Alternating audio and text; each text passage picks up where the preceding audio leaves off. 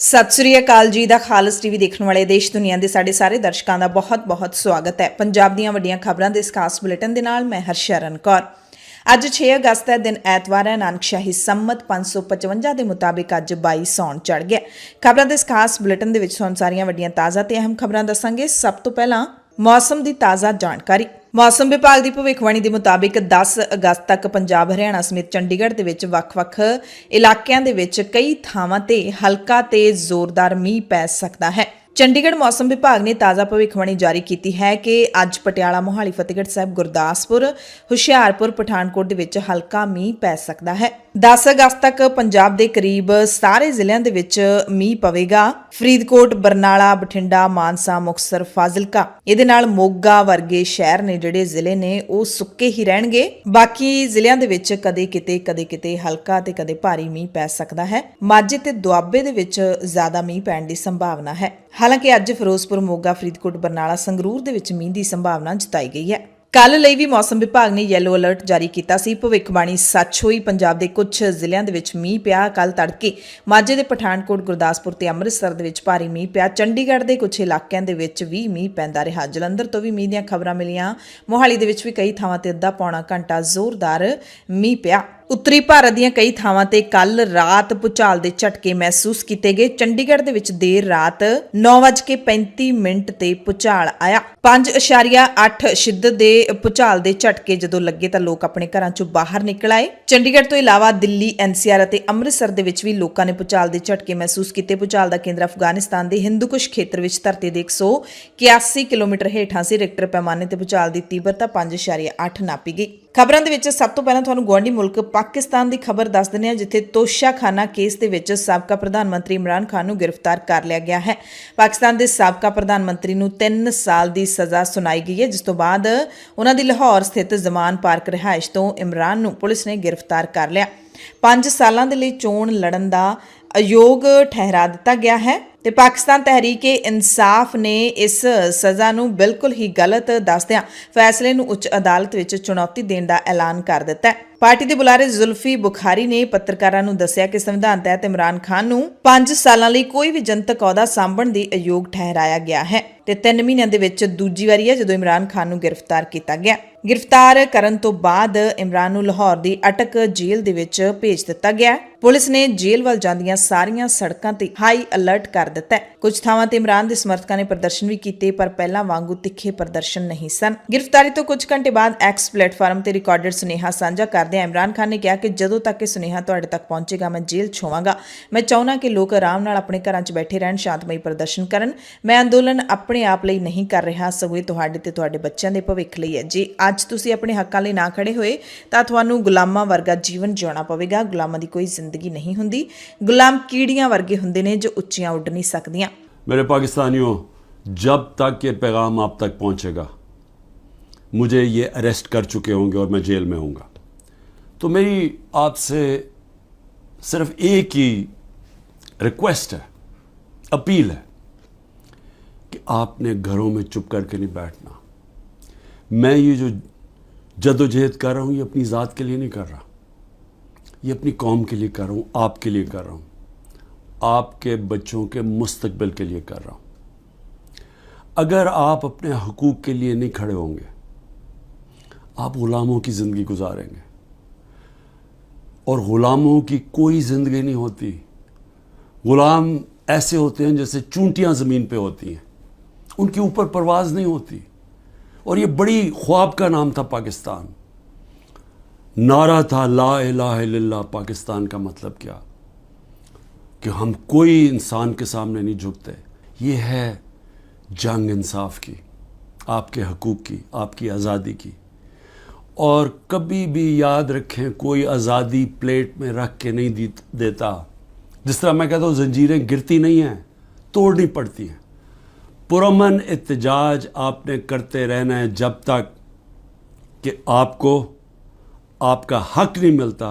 और वो सबसे बड़ा फंडामेंटल राइट है वोट के ज़रिए अपनी हुकूमत मुंतखब करना, ना तो किसी और कोई कब्ज़ा ग्रुप इस मुल्क के ऊपर कब्ज़ा करके बैठ जाए जो आज कब्ज़ा करके बैठा हुआ है। शुक्रिया।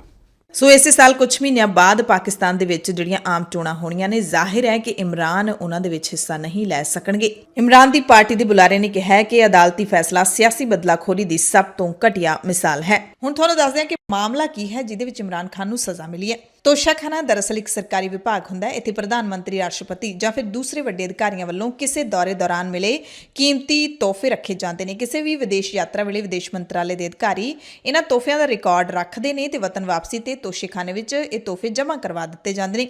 ਤੋਸ਼ੇਖਾਨੇ ਦੀਆਂ ਚੀਜ਼ਾਂ ਨੂੰ ਯਾਦਗਾਰ ਵਜੋਂ ਰੱਖਿਆ ਜਾਂਦਾ ਹੈ ਤੇ ਇੱਥੇ ਰੱਖੀਆਂ ਚੀਜ਼ਾਂ ਨੂੰ ਮੰਤਰੀ ਮੰਡਲ ਦੀ ਮਨਜ਼ੂਰੀ ਤੋਂ ਬਾਅਦ ਹੀ ਵੇਚਿਆ ਜਾ ਸਕਦਾ ਹੈ। ਪਾਕਿਸਤਾਨ ਦੇ ਵਿੱਚ ਜੇ ਮਿਲੇ ਤੋਹਫੇ ਦੀ ਕੀਮਤ 30,000 ਤੋਂ ਘੱਟ ਹੈ ਤਾਂ ਵਿਅਕਤੀ ਇਸ ਨੂੰ ਮੁਫਤ 'ਚ ਆਪਣੇ ਕੋਲ ਰੱਖ ਸਕਦਾ ਹੈ। ਜੇ 30,000 ਤੋਂ ਵੱਧ ਹੈ ਤਾਂ ਉਸ ਦੀ ਕੀਮਤ ਦਾ 50% ਜਮ੍ਹਾਂ ਕਰਵਾ ਕੇ ਇਹਨੂੰ ਖਰੀਦਿਆ ਜਾ ਸਕਦਾ ਹੈ। 2020 ਤੋਂ ਪਹਿਲਾਂ ਸਮਾਨ ਦੀ ਅਸਲ ਕੀਮਤ ਦਾ ਸਿਰਫ 20% ਹੀ ਜਮ੍ਹਾਂ ਕਰਨਾ ਪੈਂਦਾ ਸੀ, ਜਿਹੜਾ ਕਿ ਹੁਣ 50 ਹੈ। ਇਹਨਾਂ ਤੋਹਫਿਆਂ ਦੇ ਵਿੱਚ ਆਮ ਤੌਰ ਤੇ ਮਹਿੰਗੀਆਂ ਘੜੀਆਂ, ਸੋਨੇ ਤੇ ਹੀਰੇ ਦੇ ਗਹਿਣੇ, ਮਹਿੰਗਾ ਸਜਾਵਟੀ ਸਮਾਨ, ਯਾਦਗਾਰੀ ਚਿੰਨ੍ਹ, ਹੀਰਾ ਜੜੀ, ਕਲਮ, ਕਰੋਕਰੀ ਤੇ ਕਾਲੀਨ ਸ਼ਾਮਲ ਹੁੰਦੇ ਨੇ। ਦਰਅਸਲ ਇਮਰਾਨ ਖਾਨ ਤੇ ਇਲਜ਼ਾਮ ਲੱਗੇ ਨੇ ਕਿ ਉਹਨਾਂ ਨੇ ਸੱਤਾ ਵਿੱਚ ਰਹਿੰਦਿਆਂ ਜਿਹੜੇ ਤੋਹਫੇ ਖਰੀਦੇ ਸਨ ਉਹਨਾਂ ਬਾਰੇ ਚੋਣ ਕਮਿਸ਼ਨ ਨੂੰ ਜਾਣਕਾਰੀ ਹੀ ਨਹੀਂ ਦਿੱਤੀ। ਪਾਕਿਸਤਾਨ ਦੇ ਪ੍ਰਧਾਨ ਮੰਤਰੀ ਬਣਨ ਦੇ 2 ਮਹੀਨਿਆਂ ਦੇ ਅੰਦਰ ਹੀ ਇਮਰਾਨ ਖਾਨ ਨੇ ਤੋਸ਼ੇਖਾਨੇ ਵਿੱਚ 2 ਕਰੋੜ ਰੁਪਏ ਤੋਂ ਵੱਧ ਜਮ੍ਹਾਂ ਕਰਵਾ ਕੇ ਕਈ ਤੋਹਫੇ ਖਰੀਦ ਲਏ ਸਨ। ਇਹਨਾਂ ਵਿੱਚ ਕਰੀਬ 85 ਲੱਖ ਰੁਪਏ ਦੀ ਇੱਕ ਗ੍ਰਾਫ ਘੜੀ, 60 ਲੱਖ ਰੁਪਏ ਦੀ ਇੱਕ ਕਫਿੰਗ, 87 ਲੱਖ ਰੁਪਏ ਦਾ ਇੱਕ ਪੈਨ ਤੇ ਅੰਗੂਠੀ ਸ਼ਾਮਲ ਨੇ। ਦਸਤਾਵੇਜ਼ਾਂ ਮੁਤਾਬਿਕ ਕਥਿਤ ਤੌਰ ਤੇ ਵੇਚੀ ਗਈ ਘੜੀ ਚੋਣ ਕਮਿਸ਼ਨ ਦੀ ਸੂਚੀ ਵਿੱਚ ਵੀ ਦਰਜ ਨਹੀਂ ਸੀ। ਇਹ ਘੜੀ ਇਮਰਾਨ ਖਾਨ ਦੀ ਪਤਨੀ ਬੁਸ਼ਰਾ ਬੀਬੀ ਨੂੰ ਆਪਣੀ ਪਹਿਲੀ ਸਾਊਦੀ ਅਰਬ ਫੇਰੀ ਦੌਰਾਨ ਤੋਹਫੇ ਵਜੋਂ ਮਿਲੀ ਸੀ ਤੇ ਇਸ ਦੀ ਲਾਗਤ 85 ਲੱਖ ਰੁਪਏ ਦੱਸੀ ਜਾਂਦੀ ਹੈ। ਇਮਰਾਨ ਖਾਨ ਨੇ ਇਹ ਘੜੀ 20% ਦੇ ਕੇ ਖਰੀਦ ਲਈ ਸੀ। ਹੜ੍ਹਾਂ ਦੀ ਅਪਡੇਟ ਦੱਸ ਦਿੰਦੇ ਹਾਂ। ਜਲੰਧਰ ਦੇ ਸ਼ਾਹਕੋਟ ਵਿੱਚ ਪੈਂਦੇ ਲੋਈਆਂ ਖਾਸ ਇਲਾਕੇ ਵਿੱਚ ਸਤਲੁਜ ਦਰਿਆ ਦੇ ਵਿੱਚ ਪਿਆ ਦੂਜਾ ਵੱਡਾ ਪਾੜ ਵੀ 18 ਦਿਨਾਂ ਦੇ ਵਿੱਚ ਪੂਰ ਦਿੱਤਾ ਗਿਆ ਹੈ। ਤੇਜ਼ ਵਹਾਅ ਕਾਰਨ ਤੁਸੀਂ ਬੰਨ 950 ਫੁੱਟ ਵੱਡੇ ਪਾੜ ਨਾਲ ਟੁੱਟ ਗਿਆ ਸੀ ਤੇ ਹੁਣ ਆਖਿਰਕਾਰ ਪਾੜ ਪੂਰਿਆ ਗਿਆ। ਇਲਾਕੇ ਦੀ ਸੰਗਤ, ਰਾਜ ਸਭਾ ਮੈਂਬਰ ਸੰਤ ਬਲਵੀਰ ਸਿੰਘ ਸੀਚੇਵਾਲ ਤੇ ਪੰਜਾਬ ਭਰ ਤੋਂ ਆਈਆਂ ਸੰਗਤਾਂ ਨੇ 18 ਦਿਨਾਂ ਦੇ ਵਿੱਚ ਦਿਨ ਰਾਤ ਇੱਕ ਕਰਕੇ ਇਸ ਬੰਨ ਨੂੰ ਪੂਰ ਦਿੱਤਾ ਹੈ। ਯਾਨੀ ਕਿ ਸਪਸ਼ਟ ਤੌਰ ਤੇ ਕਿਹਾ ਜਾ ਸਕਦਾ ਹੈ ਕਿ ਸਰਕਾਰ ਦਾ ਇਹਦੇ ਵਿੱਚ ਬਹੁਤ ਘੱਟ ਰੋਲ ਦਿਖਾਈ ਦਿੰਦਾ ਹੈ। ਬਲਵੀਰ ਸਿੰਘ ਸੀਚੇਵਾਲ ਸਰਕਾਰੀ ਬੰਦਿਆਂ ਨੂੰ ਲੈ ਕੇ ਨਹੀਂ ਇੱਥੇ ਲੱਗੇ ਹੋਏ ਸਨ, ਉਹ ਆਪਣੇ ਸੇਵਾਦਾਰਾਂ ਦੇ ਨਾਲ ਇੱਥੇ ਡਟੇ ਹੋਏ ਸਨ। ਬਾਕੀ ਆਮ ਲੋਕ ਪੰਜਾਬ ਦੇ ਗੱਭਰੂ ਟਰੈਕਟਰ ਟਰਾਲੀਆਂ ਲੈ ਕੇ, ਆਪਣੇ ਬੰਬੂ ਕਾਟ ਲੈ ਕੇ ਇੱਥੇ ਪਹੁੰਚੇ ਹੋਏ ਸਨ ਤੇ ਦਿਨ ਰਾਤ ਦੀ ਮਿਹਨਤ ਤੋਂ ਬਾਅਦ ਉਹਨਾਂ ਨੇ ਇਹ ਬੰਨ ਪੂਰ ਦਿੱਤਾ ਹੈ। ਬੰਨ ਦੀ ਮਜ਼ਬੂਤੀ ਲਈ ਮਿੱਟੀ ਦੀਆਂ ਬੋਰੀਆਂ ਨੂੰ ਲੋਹੇ ਦੀਆਂ ਤਾਰਾਂ ਦੇ ਜਾਲ ਵਿੱਚ ਬੰਨ੍ਹ ਕੇ ਦਰਿਆ 'ਚ ਸੁੱਟਿਆ ਗਿਆ। ਸਤਲੁਜ ਵਿੱਚ ਭਾਰੀ ਮੀਂਹ ਕਾਰਨ ਪਾਣੀ ਦਾ ਪੱਧਰ ਵਧਣ ਕਰਕੇ 10 ਤੇ 11 ਜੁਲਾਈ ਦੀ ਰਾਤ ਨੂੰ ਲੋਈਆਂ ਦੇ ਵਿੱਚ ਹੀ ਛੰਨਾ ਮੰਡਾਲਾ ਤੇ ਗੱਟਾ ਮੁੰਡੀ ਕਾਸੋ ਨੇੜੇ 2 ਥਾਵਾਂ ਤੇ ਤੁੱਸੀ ਬੰਨ ਟੁੱਟ ਗਿਆ ਸੀ। ਇਸ ਕਾਰਨ ਗਿੱਦੜ ਪਿੰਡੀ, ਧੱਕਾ ਬਸਤੀ, ਬੰਡਾਲਾ, ਮੁੰਡੀ ਸ਼ਹਿਰੀਆਂ, ਮੁੰਡੀ ਚੋਲੀਆਂ ਤੇ ਹੋਰ ਪਿੰਡ ਪੂਰੀ ਤਰ੍ਹਾਂ ਡੁੱਬ ਗਏ ਸਨ। ਸ਼ੁੱਕਰਵਾਰ ਦੇਰ ਰਾਤ ਬੰਨ ਦਾ ਕੰਮ ਮੁਕੰਮਲ ਹੋਣ ਤੋਂ ਬਾਅਦ ਸੰਤ ਸੀਚੇਵਾਲ ਦੀ ਅਗਵਾਈ ਹੇਠ ਬੰਨ ਉੱਤੇ ਹੀ ਬਹਿ ਕੇ ਅਕਾਲ ਪੁਰਖ ਦਾ ਸ਼ੁਕਰਾਨਾ ਕੀਤਾ, ਜੈਕਾਰੇ ਗੂੰਜੇ ਤੇ ਸਰਬੱਤ ਦੇ ਭਲੇ ਦੀ ਅਰਦਾਸ ਹੋਈ। ਭਾਰੀ ਮੀਂਹ ਤੇ ਹੜ੍ਹ ਦੇ ਪਾਣੀ ਕਰਕੇ ਖਰਾਬ ਹੋਈਆਂ ਫਸਲਾਂ ਦਾ ਜਾਇਜ਼ਾ ਲੈਣ ਲਈ ਦੀਨਾਨਗਰ ਹਲਕੇ ਤੋਂ ਆਮ ਆਦਮੀ ਪਾਰਟੀ ਦੇ ਇੰਚਾਰਜ ਸ਼ਮਸ਼ੇਰ ਸਿੰਘ ਜਦੋਂ ਪਿੰਡਾਂ ਦੇ ਵਿੱਚ ਪਹੁੰਚੇ ਤਾਂ ਬਹਿਰਾਮਪੁਰ ਨੇੜੇ ਸਥਿਤ ਕਾਨਾ ਪਿੰਡ ਦੇ ਵਿੱਚ ਕਿਸਾਨਾਂ ਨੇ ਵਿਧਾਇਕ ਦਾ ਵਿਰੋਧ ਕੀਤਾ ਅਤੇ ਕਿਹਾ ਕਿ ਜਦੋਂ ਪਿੰਡਾਂ 'ਚ ਪਾਣੀ ਭਰਿਆ ਹੋਇਆ ਸੀ ਉਸ ਸਮੇਂ ਤਾਂ ਹਲਕਾ ਇੰਚਾਰਜ ਨੇ ਕਿਸਾਨਾਂ ਨੂੰ ਭਰੋਸਾ ਦਿੱਤਾ ਸੀ ਕਿ ਪਾਣੀ ਦੀ ਨਿਕਾਸੀ ਦਾ ਸਹੀ ਹੱਲ ਕੀਤਾ ਜਾਊ, ਪਰ ਹਾਲੇ ਤੱਕ ਕੋਈ ਹੱਲ ਨਹੀਂ ਹੋਇਆ ਤੇ ਹੁਣ ਜਦੋਂ ਪਾਣੀ ਪਿੰਡਾਂ ਦੇ ਵਿੱਚੋਂ ਨਿਕਲ ਕੇ ਜਾ ਚੁੱਕਿਆ ਹੈ ਤਾਂ ਸਿਆਸੀ ਰੋਟੀਆਂ ਸੇਕਣ ਦੇ ਲਈ ਸਰਕਾਰ ਦੇ ਨੁਮਾਇੰਦੇ ਕਹਿੰਦੇ ਪਿੰਡਾਂ 'ਚ ਆ ਰਹੇ ਨੇ। ਕਿਸਾਨਾਂ ਦੇ ਰੋਹ ਨੂੰ ਦੇਖਦੇ ਹੋਏ ਸ਼ਮਸ਼ੇਰ ਸਿੰਘ ਨੂੰ ਪਿੰਡੋਂ ਵਾਪਸ ਮੁੜਨਾ ਪਿਆ ਤੇ ਜਦੋਂ ਮੀਡੀਆ ਨੇ ਸ਼ਮਸ਼ੇਰ ਸਿੰਘ ਦੇ ਨਾਲ ਗੱਲਬਾਤ ਕੀਤੀ ਤਾਂ ਉਹਨਾਂ ਨੇ ਕਿਸੇ ਵੀ ਤਰ੍ਹਾਂ ਦੇ ਵਿਰੋਧ ਦੀ ਗੱਲ ਨੂੰ ਨਕਾਰ ਹੀ ਦਿੱਤਾ। ਕਹਿੰਦੇ ਕੁਝ ਸ਼ਰਾਰਤੀ ਅਨਸਰਾਂ ਨੇ ਜਾਣਬੁੱਝ ਕੇ ਮਾਹੌਲ ਖਰਾਬ ਕਰਨ ਦੀ ਕੋਸ਼ਿਸ਼ ਕੀਤੀ ਸੀ, ਜਦਕਿ ਲੋਕਾਂ ਨੇ ਤਾਂ ਉਹਨਾਂ ਦੇ ਮੂਹਰੇ ਸਰਕਾਰ ਤੱਕ ਪਹੁੰਚਾਉਣ ਦੀਆਂ ਮੁਸ਼ਕਲਾਂ ਰੱਖੀਆਂ ਸੀ ਤੇ ਹੜ੍ਹਾਂ ਦੀ ਮਾਰ ਕਰਕੇ ਜਿੱਥੇ ਐਤਕੀ ਕਿਸਾਨਾਂ ਨੂੰ ਡਾਢੀ ਪਰੇਸ਼ਾਨੀ ਤੇ ਵਿੱਤੀ ਮਾਰ ਝੱਲਣੀ ਪਈ ਹੈ ਤੇ ਹੁਣ ਝੰਡਾ ਰੋਗ ਨੇ ਕਿਸਾਨਾਂ ਨੂੰ ਝੰਬ ਕੇ ਰੱਖ ਦਿੱਤਾ ਹੈ। ਪਟਿਆਲਾ ਦੇ ਸਨੌਰ ਹਲਕੇ ਦੇ ਪਿੰਡ ਚੂਹਟ ਦੇ ਵਿੱਚ ਹੜ੍ਹਾਂ ਦੀ ਭੇਟ ਚੜਨ ਮਗਰੋਂ ਦੁਬਾਰਾ ਲਾਏ ਝੋਨੇ ਦਾ 1 ਏਕੜ ਹੁਣ ਝੰਡਾ ਰੋਗ ਦੀ ਲਪੇਟ ਵਿੱਚ ਆ ਗਿਆ, ਜਿਸ ਕਰਕੇ ਕਿਸਾਨ ਨੂੰ ਮਜਬੂਰੀ ਹੈ ਝੋਨਾ ਵਾਹੁਣਾ ਪਿਆ ਹੈ। ਕਿਸਾਨ ਨੇ 51,000 ਰੁਪਏ ਪ੍ਰਤੀ ਏਕੜ ਤਹਿਤ ਚੁਕੌਤੇ ਤੇ ਲਿਆ ਹੋਇਆ। ਕਿਸਾਨ ਨੇ ਖਦਸ਼ਾ ਜਤਾਇਆ ਕਿ ਜੇ ਇਸ ਵਾਰ ਵੀ ਝੋਨਾ ਰੋਗੀ ਹੋ ਗਿਆ ਤਾਂ ਉਸ ਦਾ ਪਰਿਵਾਰ ਡਾਢੇ ਸੰਕਟ ਹੇਠ ਆ ਜਾਊਗਾ। ਹੁਣ ਤੀਜੀ ਵਾਰੀ ਖੇਤਾਂ ਵਿੱਚ ਝੋਨੇ ਦੀ ਲੁਆਈ ਕਰੇਗਾ, ਉਹਨੂੰ ਮੁੜ ਤੋਂ 4500 ਰੁਪਏ ਪ੍ਰਤੀ ਏਕੜ ਖਰਚਣੇ ਪੈਣਗੇ। 5 ਕਿਸਾਨ ਜਥੇਬੰਦੀਆਂ ਦੇ ਵੱਲੋਂ ਸ਼ਨੀਚਰਵਾਰ ਨੂੰ ਮੋਹਾਲੀ ਦੇ ਵਿੱਚ ਹੜ੍ਹਾਂ ਕਾਰਨ ਹੋਈ ਤਬਾਹੀ ਦੇ ਮੁੱਦੇ ਤੇ ਸੂਬਾ ਪੱਧਰੀ ਰੋਸ ਰੈਲੀ ਕੀਤੀ ਗਈ। ਹੜ੍ਹਾਂ ਨਾਲ ਤਬਾਹੀ, ਸੰਘੀ ਢਾਂਚਾ, ਕਰਜ਼ਾ ਮਾਫੀ, ਚੰਡੀਗੜ੍ਹ ਤੇ ਪੰਜਾਬ ਦਾ ਹੱਕ, ਪੰਜਾਬ ਦੇ ਪਾਣੀਆਂ ਸਮੇਤ ਹੋਰ ਅਹਿਮ ਮਸਲਿਆਂ ਨੂੰ ਲੈ ਕੇ ਭਾਰਤੀ ਕਿਸਾਨ ਯੂਨੀਅਨ ਰਾਜੇਵਾਲ ਦੀ ਅਗਵਾਈ ਦੇ ਵਿੱਚ ਮੋਹਾਲੀ 'ਚ ਵਰਦੇ ਮੀਂਹ ਦੇ ਵਿੱਚ ਵੀ ਸਰਕਾਰ ਦੇ ਵਿਰੁੱਧ ਕਿਸਾਨਾਂ ਨੇ ਰੋਸ ਮੁਜ਼ਾਹਰਾ ਕੀਤਾ। ਇਤਿਹਾਸਿਕ ਗੁਰਦੁਆਰਾ ਅੰਬ ਸਾਹਿਬ ਦੇ ਸਾਹਮਣੇ ਪੁੱਡਾ ਮੈਦਾਨ ਦੇ ਵਿੱਚ ਸੂਬਾ ਪੱਧਰੀ ਰੈਲੀ ਕੀਤੀ ਗਈ। ਮੀਂਹ ਪੈਣ ਦੇ ਬਾਵਜੂਦ ਤੜਕੇ 11 ਵਜੇ ਹੀ ਪੰਜਾਬ ਭਰ ਤੋਂ ਕਿਸਾਨ ਟਰੈਕਟਰ, ਟਰੈਲੀਆਂ ਤੇ ਬੱਸਾਂ, ਕਾਰਾਂ ਦੇ ਵਿੱਚ ਸਵਾਰ ਹੋ ਕੇ ਮੋਹਾਲੀ ਪਹੁੰਚਣੇ ਸ਼ੁਰੂ ਹੋ ਗਏ ਸਨ। ਜਥੇਬੰਦੀ ਦੇ ਪ੍ਰਧਾਨ ਬਲਵੀਰ ਸਿੰਘ ਰਾਜੇਵਾਲ ਨੇ ਪੰਜਾਬ ਦੇ ਵਿੱਚ ਹੜ੍ਹਾਂ ਕਾਰਨ ਮਚੀ ਤਬਾਹੀ ਲਈ ਸੂਬਾ ਸਰਕਾਰ ਨੂੰ ਜ਼ਿੰਮੇਵਾਰ ਦੱਸਦਿਆਂ ਕਿਹਾ ਕਿ ਜੇ ਹੜ੍ਹਾਂ ਦੇ ਸੰਭਾਵੀ ਖਤਰੇ ਨੂੰ ਦੇਖਦੇ ਹੋਏ ਸਰਕਾਰ ਨੇ ਨਦੀਆਂ, ਨਾਲਿਆਂ, ਘੱਗਰ ਤੇ ਚੋਆਂ ਦੀ ਪਹਿਲਾਂ ਹੀ ਸਫਾਈ ਕਰਵਾਈ ਹੁੰਦੀ ਤਾਂ ਲੋਕਾਂ ਦਾ ਨੁਕਸਾਨ ਤੇ ਕੀਮਤੀ ਜਾਨਾਂ ਜਾਣ ਤੋਂ ਬਚਾਅ ਹੋ ਸਕਦਾ ਸੀ। ਮਾੜੇ ਪ੍ਰਬੰਧਾਂ ਲਈ ਮੁੱਖ ਮੰਤਰੀ ਆਪਣੀ ਨੈਤਿਕ ਜ਼ਿੰਮੇਵਾਰੀ ਤੋਂ ਭੱਜ ਨਹੀਂ ਸਕਦੇ। ਪੰਜਾਬ ਸਰਕਾਰ ਕੁੱਲ 6 ਲੱਖ ਏਕੜ ਫਸਲਾਂ ਦਾ ਨੁਕਸਾਨ ਦੱਸ ਕੇ 1500 ਕਰੋੜ ਮੁਆਵਜ਼ਾ ਦੇਣ ਦੀ ਗੱਲ ਕਹਿ ਰਹੀ ਹੈ, ਜਦਕਿ ਕਿਸਾਨ ਜਥੇਬੰਦੀ ਦੇ ਸਰਵੇ ਮੁਤਾਬਿਕ ਅੰਦਾਜ਼ਨ 10 ਲੱਖ ਏਕੜ ਫਸਲਾਂ ਦਾ ਨੁਕਸਾਨ ਹੋਇਆ। ਉਨ੍ਹਾਂ ਕਿਸਾਨਾਂ ਅਤੇ ਮਜ਼ਦੂਰਾਂ ਦਾ ਸਾਰਾ ਕਰਜ਼ਾ ਮਾਫ ਕੀਤੇ ਜਾਣ ਦੀ ਮੰਗ ਦੁਹਰਾਈ ਤੇ ਮੰਗ ਕੀਤੀ ਕਿ ਤੈਅ ਕੀਤਾ ਜਾਵੇ ਕਿ ਪੰਜਾਬ ਦੇ ਪਾਣੀਆਂ ਦਾ ਅਸਲ ਮਾਲਕ ਕੌਣ ਹੈ। ਸੰਘੀ ਢਾਂਚੇ ਅਤੇ ਹਰਿਆਣਾ ਵਿਧਾਨ ਸਭਾ ਦੇ ਲਈ ਚੰਡੀਗੜ੍ਹ ਵਿੱਚ ਥਾਂ ਦੇਣ ਦਾ ਵਿਰੋਧ ਕਰਦਿਆਂ ਹੋਇਆਂ ਰਾਜੇਵਾਲ ਨੇ ਕਿਹਾ ਕਿ ਪੰਜਾਬ ਦੇ ਪਿੰਡਾਂ ਨੂੰ ਉਜਾੜ ਕੇ ਚੰਡੀਗੜ੍ਹ ਵਸਾਇਆ ਗਿਆ ਸੀ, ਇਸ ਲਈ ਚੰਡੀਗੜ੍ਹ ਤੇ ਸਿਰਫ ਪੰਜਾਬ ਦਾ ਹੱਕ ਹੈ। ਅਸੀਂ ਮੰਗ ਕੀਤੀ ਹੈ ਵੀ ਪਹਿਲਾਂ ਤਾਂ ਇਹ ਫਾਈਨਲੀ ਡਿਸਾਈਡ ਕਰੋ ਬਈ ਪਾਣੀ ਦਾ ਪੰਜਾਬ ਮਾਲਕ ਹੈ, ਕਿਉਂਕਿ ਸਟੇਟ ਲਿਸਟ ਦੇ ਵਿੱਚ ਜਿਹੜੀ ਕੰਸਟੀਟਿਊਸ਼ਨ ਦੀ 7 ਸ਼ਡਿਊਲ ਦੀ ਸਟੇਟ ਲਿਸਟ ਹੈ ਉਹਦੇ 'ਚ 17 ਨੰਬਰ ਤੇ ਦਰਜ ਹੈ। ਜੇ ਇਹ ਸਟੇਟ ਸਬਜੈਕਟ ਹੈ ਤਾਂ ਇਹਦੇ 'ਚ ਸੁਪਰੀਮ ਕੋਰਟ ਤੇ ਜਿਹੜਾ ਆਪਣਾ ਕੇਂਦਰ ਸਰਕਾਰ ਇਹਦੇ 'ਚ ਦਖਲ ਨਹੀਂ ਦੇ ਸਕਦੀ। ਉਹਨਾਂ ਨੇ ਹਰ ਵਾਰੀ ਦਖਲ ਦੇਣ ਵਾਸਤੇ ਕੋਈ ਨਾ ਕੋਈ ਤਿਕੜਮਬਾਜ਼ੀ ਲਾਈ ਹੈ। ਹੁਣ ਬਹੁਤ ਕੁਝ ਹੋ ਗਿਆ, ਬਹੁਤ ਪਾਣੀ ਵਗ ਗਿਆ ਤੇ ਸਰਕਾਰ ਨੂੰ ਸਾਡੀ ਇਹ ਬੇਨਤੀ ਹੈ ਕਿ ਸਾਡੇ ਨਾਲ ਮੇਜ਼ ਤੇ ਬੈਠ ਕੇ ਪਹਿਲਾਂ ਡਿਸਾਈਡ ਕਰੋ ਪਾਣੀ ਦੀ ਮਾਲਕੀ, ਫਿਰ ਉਹਦੇ ਬਾਅਦ ਅਸੀਂ ਡਿਸਾਈਡ ਕਰਾਂਗੇ ਸਾਡਾ ਪਾਣੀ ਸਾਨੂੰ ਕਿੰਨਾ ਚਾਹੀਦਾ ਹੈ। ਬਾਕੀ ਦਾ ਬਚਦਾ ਇਹ ਨਹੀਂ ਵੀ ਅਸੀਂ ਪਾਣੀ ਨਹੀਂ ਦੇਣਾ, ਦੇਵਾਂਗੇ, ਉਹਦੀ ਕੀਮਤ ਤੈਅ ਕੀਤੀ ਜਾਏਗੀ। ਜਿਵੇਂ ਹਿਮਾਚਲ ਤੋਂ ਦਿੱਲੀ ਸਰਕਾਰ ਨੇ 2019 ਦਸੰਬਰ ਵਿੱਚ ਸਮਝੌਤਾ ਕਰਕੇ ਪਾਣੀ ਲਿਆ 32 ਰੁਪਏ ਪਰ 1000 ਕਿਊਬਿਕ ਫੁੱਟ ਉਹਨਾਂ ਨੇ ਰੇਟ ਤੈਅ ਕੀਤਾ। ਔਰ ਕੁਝ ਹੜ੍ਹਾਂ ਦੀ ਵਿਪਤਾ ਦਰਮਿਆਨ ਲੋਕਾਂ ਦੀ ਵੱਡੀ ਸੇਵਾ ਕਰਨ ਵਾਲੇ ਐਂਬੂਲੈਂਸ 108 ਮੁਲਾਜ਼ਮਾਂ ਨੇ ਵੀ ਮੋਹਾਲੀ ਦੇ ਗੁਰਦੁਆਰਾ ਅੰਬ ਸਾਹਿਬ ਨੇੜੇ ਵੱਡਾ ਪ੍ਰਦਰਸ਼ਨ ਕੀਤਾ ਤੇ ਸਿਹਤ ਮੰਤਰੀ ਪੰਜਾਬ ਵੱਲੋਂ ਦਿੱਤੇ ਭਰੋਸੇ ਦੇ 7 ਮਹੀਨੇ ਬਾਅਦ ਵੀ ਵਧੀ ਤਨਖਾਹ ਨਾ ਮਿਲਣ ਦਾ ਰੋਸ ਜਤਾਇਆ। ਪੰਜਾਬ ਸਰਕਾਰ ਤੇ ਕੰਪਨੀ ਖਿਲਾਫ ਧਰਨੇ ਵਿੱਚ 800 ਦੇ ਕਰੀਬ 108 ਐਂਬੂਲੈਂਸ ਡਰਾਈਵਰਾਂ ਤੋਂ ਇਲਾਵਾ ਯੂਨੀਅਨ ਦੇ ਹੱਕ ਵਿੱਚ ਪਹੁੰਚੇ ਰਾਸ਼ਟਰੀ ਭਗਵਾਨ ਸੈਨਾ ਦੇ ਅਹੁਦੇਦਾਰਾਂ ਨੇ ਸ਼ਮੂਲੀਅਤ ਕੀਤੀ। ਇਸ ਮੌਕੇ ਸਰਕਾਰੀ ਅਧਿਕਾਰੀਆਂ ਨੇ ਐਂਬੂਲੈਂਸ ਮੁਲਾਜ਼ਮਾਂ ਨੂੰ ਧਰਨਾ ਨਾ ਦੇਣ ਦੀ ਅਪੀਲ ਕੀਤੀ ਅਤੇ ਵੱਡੇ ਅਧਿਕਾਰੀਆਂ ਨਾਲ ਮੀਟਿੰਗ ਕਰਵਾਉਣ ਦਾ ਭਰੋਸਾ ਵੀ ਦਿੱਤਾ। ਜਿਸ ਤੋਂ ਬਾਅਦ ਪੰਜਾਬ ਦੇ ਏਡੀਜੀਪੀ ਜਸਕਰਨ ਸਿੰਘ ਨੇ ਇਹਨਾਂ ਦੇ ਨਾਲ ਮੀਟਿੰਗ ਕੀਤੀ, ਮੰਗਾਂ ਸੁਣੀਆਂ ਤੇ ਭਰੋਸਾ ਦਿੱਤਾ ਕਿ 15 ਅਗਸਤ ਤੋਂ ਬਾਅਦ ਪੰਜਾਬ ਦੇ ਮੁੱਖ ਮੰਤਰੀ ਭਗਵੰਤ ਮਾਨ ਨਾਲ ਮੀਟਿੰਗ ਕਰਵਾ ਕੇ ਸਾਰੀਆਂ ਜਾਇਜ਼ ਮੰਗਾਂ ਛੇਤੀ ਹੀ ਮਨਵਾਈਆਂ ਜਾਣਗੀਆਂ ਤੇ ਏਡੀਜੀਪੀ ਪੰਜਾਬ ਦੇ ਭਰੋਸੇ ਤੋਂ ਬਾਅਦ ਉਹ ਮੁੜ ਡਿਊਟੀ ਤੇ ਪਰਤ ਗਏ। ਹਰਿਆਣਾ ਦੇ ਹਾਲਾਤਾਂ ਦੀ ਗੱਲ ਕਰ ਲਈਏ ਤਾਂ ਇੱਥੇ ਹਿੰਸਾ ਹਾਲੇ ਵੀ ਰੁਕ ਨਹੀਂ ਰਹੀ, ਜਾਂ ਫਿਰ ਕਿਹਾ ਜਾ ਸਕਦਾ ਕਿ ਰੋਕੀ ਨਹੀਂ ਜਾ ਰਹੀ। ਰੋਹਤਕ ਜ਼ਿਲ੍ਹੇ ਦੇ ਆਂਵਲ ਪਿੰਡ ਦੇ ਵਿੱਚ ਸ਼ੁੱਕਰਵਾਰ ਰਾਤ ਨੂੰ ਇੱਕ ਮਸਜਿਦ ਤੇ ਪਥਰਾ ਕੀਤਾ ਗਿਆ। ਮਸਜਿਦ ਦੇ ਮਿਦਾ ਦੇ ਇਮਾਮ ਇਕਬਾਲ ਨੇ ਦੱਸਿਆ ਕਿ ਅਸੀਂ ਰਾਤ ਕਰੀਬ 10:30 ਵਜੇ ਮਸਜਿਦ ਦੇ ਵਰਾਂਡੇ ਵਿੱਚ ਪਰਿਵਾਰ ਨਾਲ ਬੈਠੇ ਸੀ। ਅਚਾਨਕ ਕੁਝ ਲੋਕਾਂ ਨੇ ਪੱਥਰ ਤੇ ਇੱਟਾਂ ਸੁੱਟੀਆਂ। ਕਹਿੰਦੇ ਮੈਂ ਆਪਣੇ ਬੱਚਿਆਂ ਨਾਲ ਕਮਰੇ 'ਚ ਗਿਆ, ਅੰਦਰੋਂ ਤਾਲਾ ਲਾ ਕੇ ਪੁਲਿਸ ਨੂੰ ਬੁਲਾਇਆ। 10 ਤੋਂ 15 ਮਿੰਟਾਂ ਦੇ ਵਿੱਚ ਮੌਕੇ ਤੇ ਪੁਲਿਸ ਪਹੁੰਚ ਗਈ ਤੇ ਹੁਣ 8 ਤੋਂ 10 ਪੁਲਿਸ ਕਰਮਚਾਰੀ ਮਸਜਿਦ ਦੀ ਸੁਰੱਖਿਆ ਦੇ ਵਿੱਚ ਤੈਨਾਤ ਨੇ। ਕੌਮੀ ਘੱਟ ਗਿਣਤੀ ਕਮਿਸ਼ਨ ਨੇ ਵੀ ਹਰਿਆਣਾ ਦੇ ਨੂਹ 'ਚ ਭੜਕੀ ਹਿੰਸਾ ਤੋਂ ਬਾਅਦ ਜ਼ਿਲ੍ਹਾ ਮੈਜਿਸਟ੍ਰੇਟ ਅਤੇ ਪੁਲਿਸ ਸੁਪਰਡੈਂਟ ਤੋਂ ਵਿਸਥਾਰਿਤ ਰਿਪੋਰਟ ਮੰਗ ਲਈ ਹੈ। ਮੀਡੀਆ ਰਿਪੋਰਟਾਂ ਦਾ ਸਿਊਮੋਟੋ ਨੋਟਿਸ ਲੈਂਦਿਆਂ ਐਨਸੀਐਮ ਨੇ ਬਿਆਨ ਜਾਰੀ ਕੀਤਾ, ਜਿਹਦੇ ਵਿੱਚ ਡੀਐਮ ਤੇ ਐਸਪੀ ਨੂੰ 31 ਅਗਸਤ ਤੱਕ ਆਪਣੀ ਰਿਪੋਰਟ ਸੌਂਪਣ ਦੀ ਹਦਾਇਤ ਕੀਤੀ ਗਈ ਹੈ। ਕਮਿਸ਼ਨ ਨੇ ਸ਼ਾਂਤੀ ਬਣਾ ਕੇ ਰੱਖਣ ਦੀ ਅਪੀਲ ਵੀ ਕੀਤੀ ਹੈ। ਨੂਹ ਜ਼ਿਲ੍ਹੇ ਦੇ ਵਿੱਚ ਸਥਾਨਕ ਪ੍ਰਸ਼ਾਸਨ ਦੇ ਵੱਲੋਂ ਸ਼ੁੱਕਰਵਾਰ ਤੋਂ ਕਥਿਤ ਨਜਾਇਜ਼ ਉਸਾਰੀਆਂ ਤੇ ਬੁਲਡੋਜ਼ਰ ਚਲਾਉਣ ਦਾ ਕੰਮ ਵੀ ਜਾਰੀ ਹੈ। ਇਹ ਕਾਰਵਾਈ ਨਲਹਾਦ ਮੈਡੀਕਲ ਕਾਲਜ ਨੇੜੇ ਕੀਤੀ ਗਈ ਹੈ, ਜਿੱਥੇ ਕਰੀਬ 45 ਦੁਕਾਨਾਂ ਨੂੰ ਢਾਹ ਦਿੱਤਾ ਗਿਆ। ਨੂਹ ਜ਼ਿਲ੍ਹੇ ਦੇ ਜ਼ਿਲ੍ਹਾ ਟਾਊਨ ਪਲਾਨਰ ਦੇ ਮੁਤਾਬਿਕ ਇੱਥੇ 45 ਦੇ ਕਰੀਬ ਨਜਾਇਜ਼ ਵਪਾਰਿਕ ਦੁਕਾਨਾਂ ਬਣੀਆਂ ਹੋਈਆਂ ਸਨ। ਨਲਹਾਦ ਸ਼ਿਵ ਮੰਦਿਰ ਦੀ ਦੂਰੀ ਇੱਥੋਂ ਕਰੀਬ 2 ਕਿਲੋਮੀਟਰ ਹੈ। ਇਸੇ ਸੜਕ ਤੋਂ ਹੀ ਧਾਰਮਿਕ ਯਾਤਰਾ ਲੰਘੀ ਸੀ ਤੇ ਇੱਥੇ ਹੀ ਫਿਰਕੂ ਹਿੰਸਾ ਹੋਈ ਸੀ। नल्लड़ मेडिकल रोड पे ये अनऑथराइज्ड शॉप्स बनी हुई हैं, कॉमर्शियल शॉप्स हैं, ये कॉमर्शियल शॉप्स हैं विदाउट परमिशन है जी। कितनी दुकानें हैं सर? लगभग जो है 45 से ज्यादा दुकानें बनाई हुई हैं, ये सारे अवैध हैं।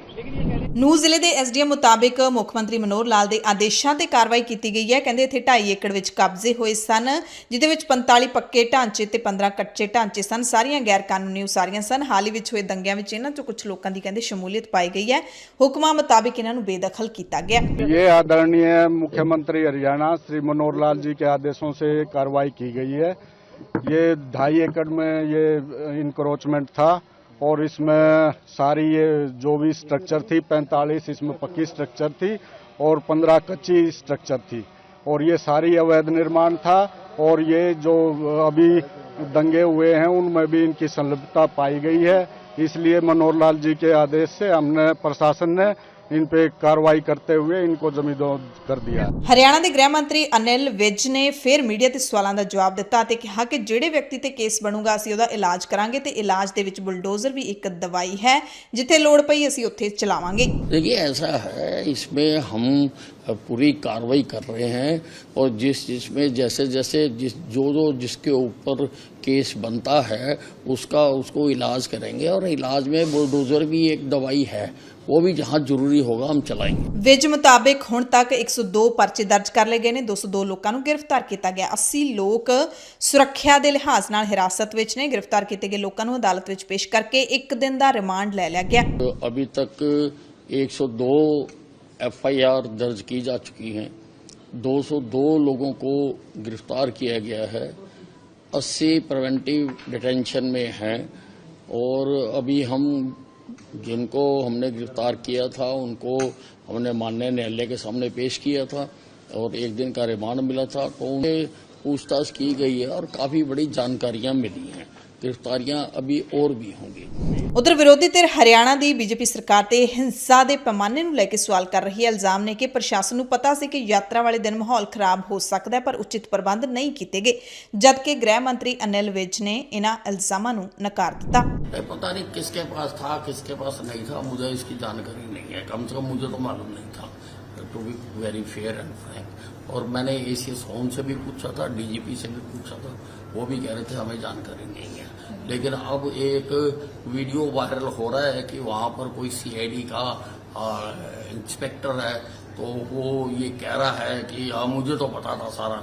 तो भाई तेरे को पता था तो तूने किसको बताया, किस अधिकारी को बताया, किस स्तर का तेरे को पता था? क्या तेरे को पता था इस स्तर का इतना बड़ा कांड हो जाएगा? तो अब उसकी मैंने ACS होम को भेज दिया वो वीडियो जो सर्कुलेट हो रही है कि भाई इसकी जांच करो कि भाई इसने किसको बताया, कहाँ बताया, किसके कहाँ तक पहुंचा और जिसको पता था उन्होंने फिर क्या इंतजाम किए।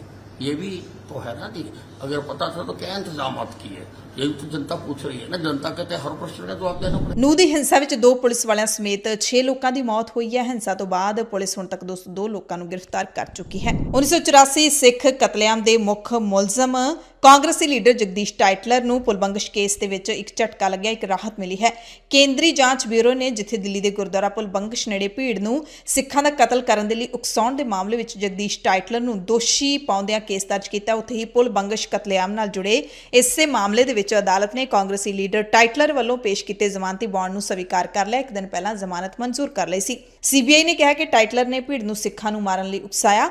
ਨਤੀਜੇ ਵਜੋਂ ਭੀੜ ਗੁਰਦੁਆਰਾ ਪੁਲਬੰਗਸ਼ ਨੂੰ ਅੱਗ ਲਾਉਣ ਦੇ ਲਈ ਦਾਖਲ ਹੋਈ ਅਤੇ 1 ਨਵੰਬਰ 1984 ਨੂੰ ਸਿੱਖ ਭਾਈਚਾਰੇ ਦੇ 3 ਜਣਿਆਂ ਦਾ ਕਤਲ ਕਰ ਦਿੱਤਾ ਗਿਆ। CBI ਦੀ ਚਾਰਜਸ਼ੀਟ ਵਿੱਚ ਇੱਕ ਗਵਾਹ ਦੇ ਹਵਾਲੇ ਨਾਲ ਕਿਹਾ ਗਿਆ ਕਿ ਉਸਨੇ ਕਾਂਗਰਸੀ ਲੀਡਰ ਟਾਈਟਲਰ ਨੂੰ ਆਪਣੀ ਕਾਰ 'ਚੋਂ ਉਤਰਦਿਆਂ ਤੇ ਭੀੜ ਨੂੰ ਉਕਸਾਉਂਦਿਆਂ ਦੇਖਿਆ ਸੀ। CBI ਦੀ ਇਸ ਕਾਰਵਾਈ ਤੋਂ ਜਿੱਥੇ ਪੀੜਤ ਰਾਹਤ ਮਹਿਸੂਸ ਕਰ ਰਹੇ ਨੇ, ਉੱਥੇ ਸ਼੍ਰੋਮਣੀ ਅਕਾਲੀ ਦਲ ਦੇ ਪ੍ਰਧਾਨ ਸੁਖਬੀਰ ਸਿੰਘ ਬਾਦਲ ਨੇ ਟਵੀਟ ਕਰਕੇ ਕਿਹਾ ਕਿ 39 ਸਾਲਾਂ ਦੀ ਲੰਬੀ ਜਦੋਜਹਿਦ ਤੋਂ ਬਾਅਦ ਆਖਿਰਕਾਰ ਸਿੱਖ ਕੌਮ ਦੇ ਜ਼ਖਮਾਂ ਤੇ ਥੋੜੀ ਜਿਹੀ ਮੱਲਮ ਲੱਗੀ ਹੈ। ਟਾਈਟਲਰ ਤੇ 1984 ਦੇ ਸਿੱਖ ਨਸਲਕੁਸ਼ੀ ਦੇ ਮਾਮਲੇ 'ਚ ਕਤਲ ਦਾ ਕਹਿੰਦੇ ਸੰਗੀਨ ਦੋਸ਼ ਹੈ ਤੇ ਕੇਸ ਦਾ ਸਿਰਾ ਅਕਾਲੀ ਦਲ ਦੇ ਸੰਘਰਸ਼ ਸਿਰ ਬੰਨ੍ਹਿਆ ਸੁਖਬੀਰ ਨੇ ਕਿਹਾ ਕਿ ਮੈਂ ਸਿੱਖ ਭਾਈਚਾਰੇ ਨਾਲ ਮਿਲ ਕੇ ਅਰਦਾਸ ਕਰਦਾ ਕਿ ਅਦਾਲਤ ਉਸ ਨੂੰ ਕੀਤੇ ਗੁਨਾਹਾਂ ਦੇ ਲਈ ਮਿਸਾਲੀ ਸਜ਼ਾ ਵੀ ਸੁਣਾਵੇ ਅਤੇ ਸਿੱਖ ਕੌਮ ਦੇ ਲਈ ਇਨਸਾਫ ਖਾਤਰ ਲੜਨ ਵਾਲੇ ਸਾਰੇ ਵਿਅਕਤੀਆਂ ਤੇ ਸੰਸਥਾਵਾਂ ਦਾ ਵੀ ਸੁਖਬੀਰ ਨੇ ਧੰਨਵਾਦ ਕੀਤਾ।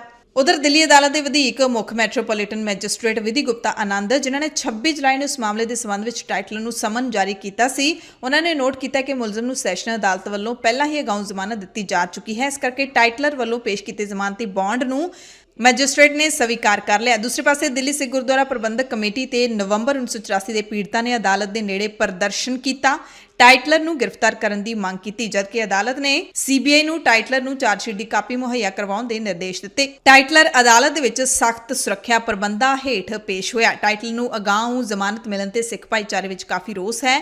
ਦਿੱਲੀ ਸਿੱਖ ਗੁਰਦੁਆਰਾ ਪ੍ਰਬੰਧਕ ਕਮੇਟੀ ਨੇ ਹੇਠਲੀ ਅਦਾਲਤ ਦੇ ਫੈਸਲੇ ਨੂੰ ਹਾਈ ਕੋਰਟ ਵਿੱਚ ਚੁਣੌਤੀ ਦੇਣ ਦਾ ਐਲਾਨ ਕੀਤਾ ਹੈ। ਉਧਰ ਬੰਦੀ ਸਿੰਘ ਭਾਈ ਬਲਵੰਤ ਸਿੰਘ ਰਾਜੋਆਣਾ ਦੀ ਭੈਣ ਕਮਲਦੀਪ ਕੌਰ ਨੇ ਵੀ ਸਖਤ ਬਿਆਨ ਜਾਰੀ ਕਰਦੇ ਹੋਏ ਕਿਹਾ ਕਿ ਇਸ ਤੋਂ ਪਤਾ ਲੱਗਦਾ ਹੈ ਕਿ ਸਾਡੀ ਕੌਮ ਦੇ ਆਗੂਆਂ ਦੀ ਆਵਾਜ਼ ਕਿੰਨੀ ਕਮਜ਼ੋਰ ਹੈ। ਬਲਵੰਤ ਸਿੰਘ ਰਾਜੋਆਣਾ ਦੀ ਭੈਣ ਕਮਲਦੀਪ ਕੌਰ ਨੇ ਆਪਣੇ ਫੇਸਬੁੱਕ ਅਕਾਊਂਟ ਤੇ ਕਿਹਾ ਹੈ ਕਿ ਸਾਡੀ ਕੌਮ ਦੇ ਆਗੂਆਂ ਦੀ ਆਵਾਜ਼ ਕਿੰਨੀ ਕਮਜ਼ੋਰ, ਬੇਵੱਸ ਤੇ ਲਾਚਾਰ ਹੈ, ਜਿਹੜੀ ਹਜ਼ਾਰਾਂ ਨਿਰਦੋਸ਼ ਸਿੱਖਾਂ ਦਾ ਕਤਲੇਆਮ ਕਰਨ ਵਾਲੇ ਕਾਂਗਰਸੀ ਲੀਡਰਾਂ ਦੇ ਟੋਲੇ ਦੇ ਪ੍ਰਮੁੱਖ ਲੀਡਰ ਜਗਦੀਸ਼ ਟਾਈਟਲਰ ਨੂੰ ਸਿਰਫ ਗ੍ਰਿਫਤਾਰ ਕਰਵਾਉਣ ਦੇ ਲਈ ਕਾਨੂੰਨੀ ਸਿਸਟਮ ਤੱਕ ਅਤੇ ਸਰਕਾਰਾਂ ਤੱਕ 39 ਸਾਲਾਂ ਬਾਅਦ ਵੀ ਨਹੀਂ ਪਹੁੰਚ ਰਹੀ। ਇਸ ਲਈ ਆਵਾਜ਼ ਵੀਰ ਜੀ ਬਲਵੰਤ ਸਿੰਘ ਰਾਜੋਆਣਾ ਦੇ ਮਾਮਲੇ ਵਿੱਚ ਵੀ ਖਾਮੋਸ਼ ਹੈ, ਜਿਹੜੇ 28 ਸਾਲਾਂ ਤੋਂ ਜੇਲ੍ਹ ਵਿੱਚ ਨੇ, 16 ਸਾਲਾਂ ਤੋਂ ਫਾਂਸੀ ਚੱਕੀ ਵਿੱਚ ਬੈਠੇ ਆਪਣੇ ਕੇਸ ਦੇ ਹੋਣ ਵਾਲੇ ਫੈਸਲੇ ਦਾ ਇੰਤਜ਼ਾਰ ਕਰ ਰਹੇ ਨੇ। ਇਸ ਨੂੰ ਕੌਮ ਦੀ ਤਰਾਸਦੀ ਨਾ ਕਿਹਾ ਜਾਵੇ ਤਾਂ ਕੀ ਕਿਹਾ ਜਾਵੇ।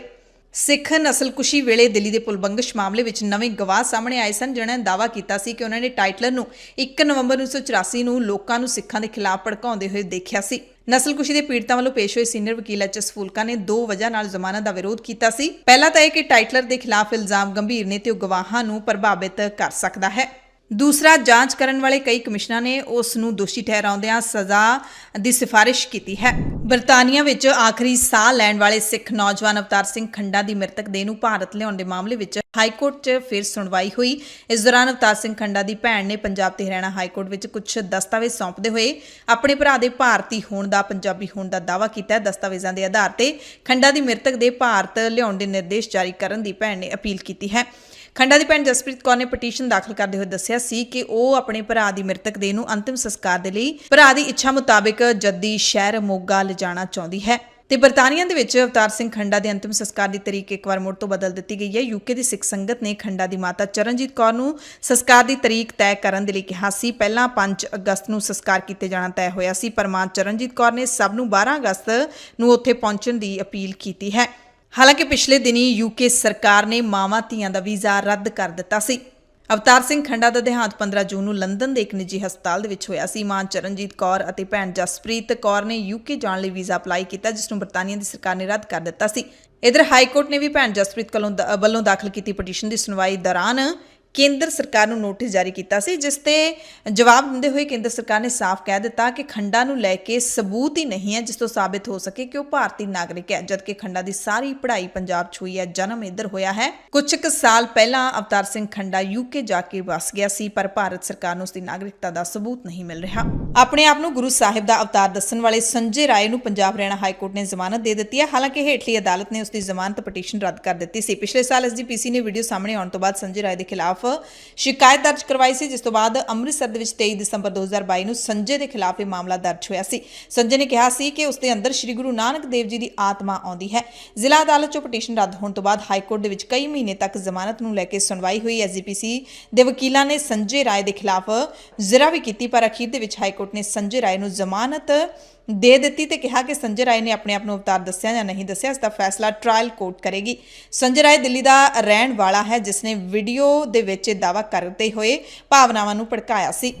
ਸੰਗਰੂਰ ਦੇ ਮਸਤੋਣਾ ਸਾਹਿਬ ਵਿਖੇ ਸੰਤ ਬਾਬਾ ਅਤਰ ਸਿੰਘ ਦੀ ਯਾਦ ਵਿੱਚ ਬਣਨ ਵਾਲੇ ਮੈਡੀਕਲ ਕਾਲਜ ਦੀ ਜ਼ਮੀਨ ਦੇ ਚੱਲ ਰਹੇ ਵਿਵਾਦ ਨੂੰ ਸੁਲਝਾਉਣ ਦੇ ਲਈ ਹੁਣ ਐਸਜੀਪੀਸੀ ਅਤੇ ਸ਼੍ਰੋਮਣੀ ਅਕਾਲੀ ਦਲ ਨੇ ਮੁੱਖ ਮੰਤਰੀ ਭਗਵੰਤ ਮਾਨ ਮੂਹਰੇ ਨਵੀਂ ਪੇਸ਼ਕਸ਼ ਰੱਖੀ ਹੈ। ਸ਼੍ਰੋਮਣੀ ਅਕਾਲੀ ਦਲ ਦੇ ਬੁਲਾਰੇ ਤੇ ਹਲਕਾ ਇੰਚਾਰਜ ਵਿਨਰਜੀਤ ਸਿੰਘ ਗੋਲਡੀ ਨੇ ਕਿਹਾ ਕਿ ਜੇ ਪੰਜਾਬ ਸਰਕਾਰ ਚਾਹਵੇ ਤਾਂ ਮੈਡੀਕਲ ਕਾਲਜ ਦੇ 1 ਸਾਲ ਤੋਂ ਚੱਲ ਰਹੇ ਵਿਵਾਦ ਨੂੰ ਹੱਲ ਕਰ ਸਕਦੀ ਹੈ।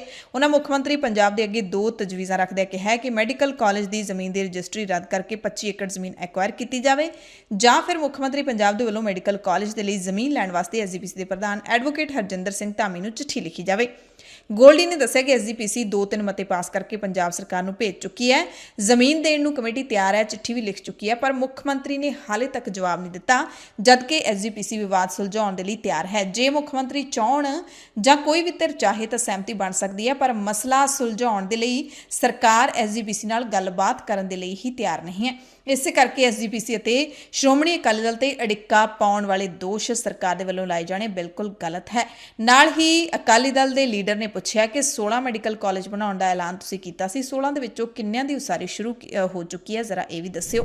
ਐਸਜੀਪੀਸੀ ਪ੍ਰਧਾਨ ਐਡਵੋਕੇਟ ਹਰਜਿੰਦਰ ਸਿੰਘ ਧਾਮੀ ਨੇ ਆਸਟ੍ਰੇਲੀਆ ਦੀ ਕੁਈਨਜ਼ਲੈਂਡ ਉੱਚ ਅਦਾਲਤ ਵੱਲੋਂ ਸਕੂਲੀ ਬੱਚਿਆਂ ਨੂੰ ਕਿਰਪਾਨ ਧਾਰਨ ਕਰਨ ਦੀ ਇਜਾਜ਼ਤ ਦੇਣ ਦੇ ਫੈਸਲੇ ਦਾ ਸਵਾਗਤ ਕੀਤਾ ਹੈ।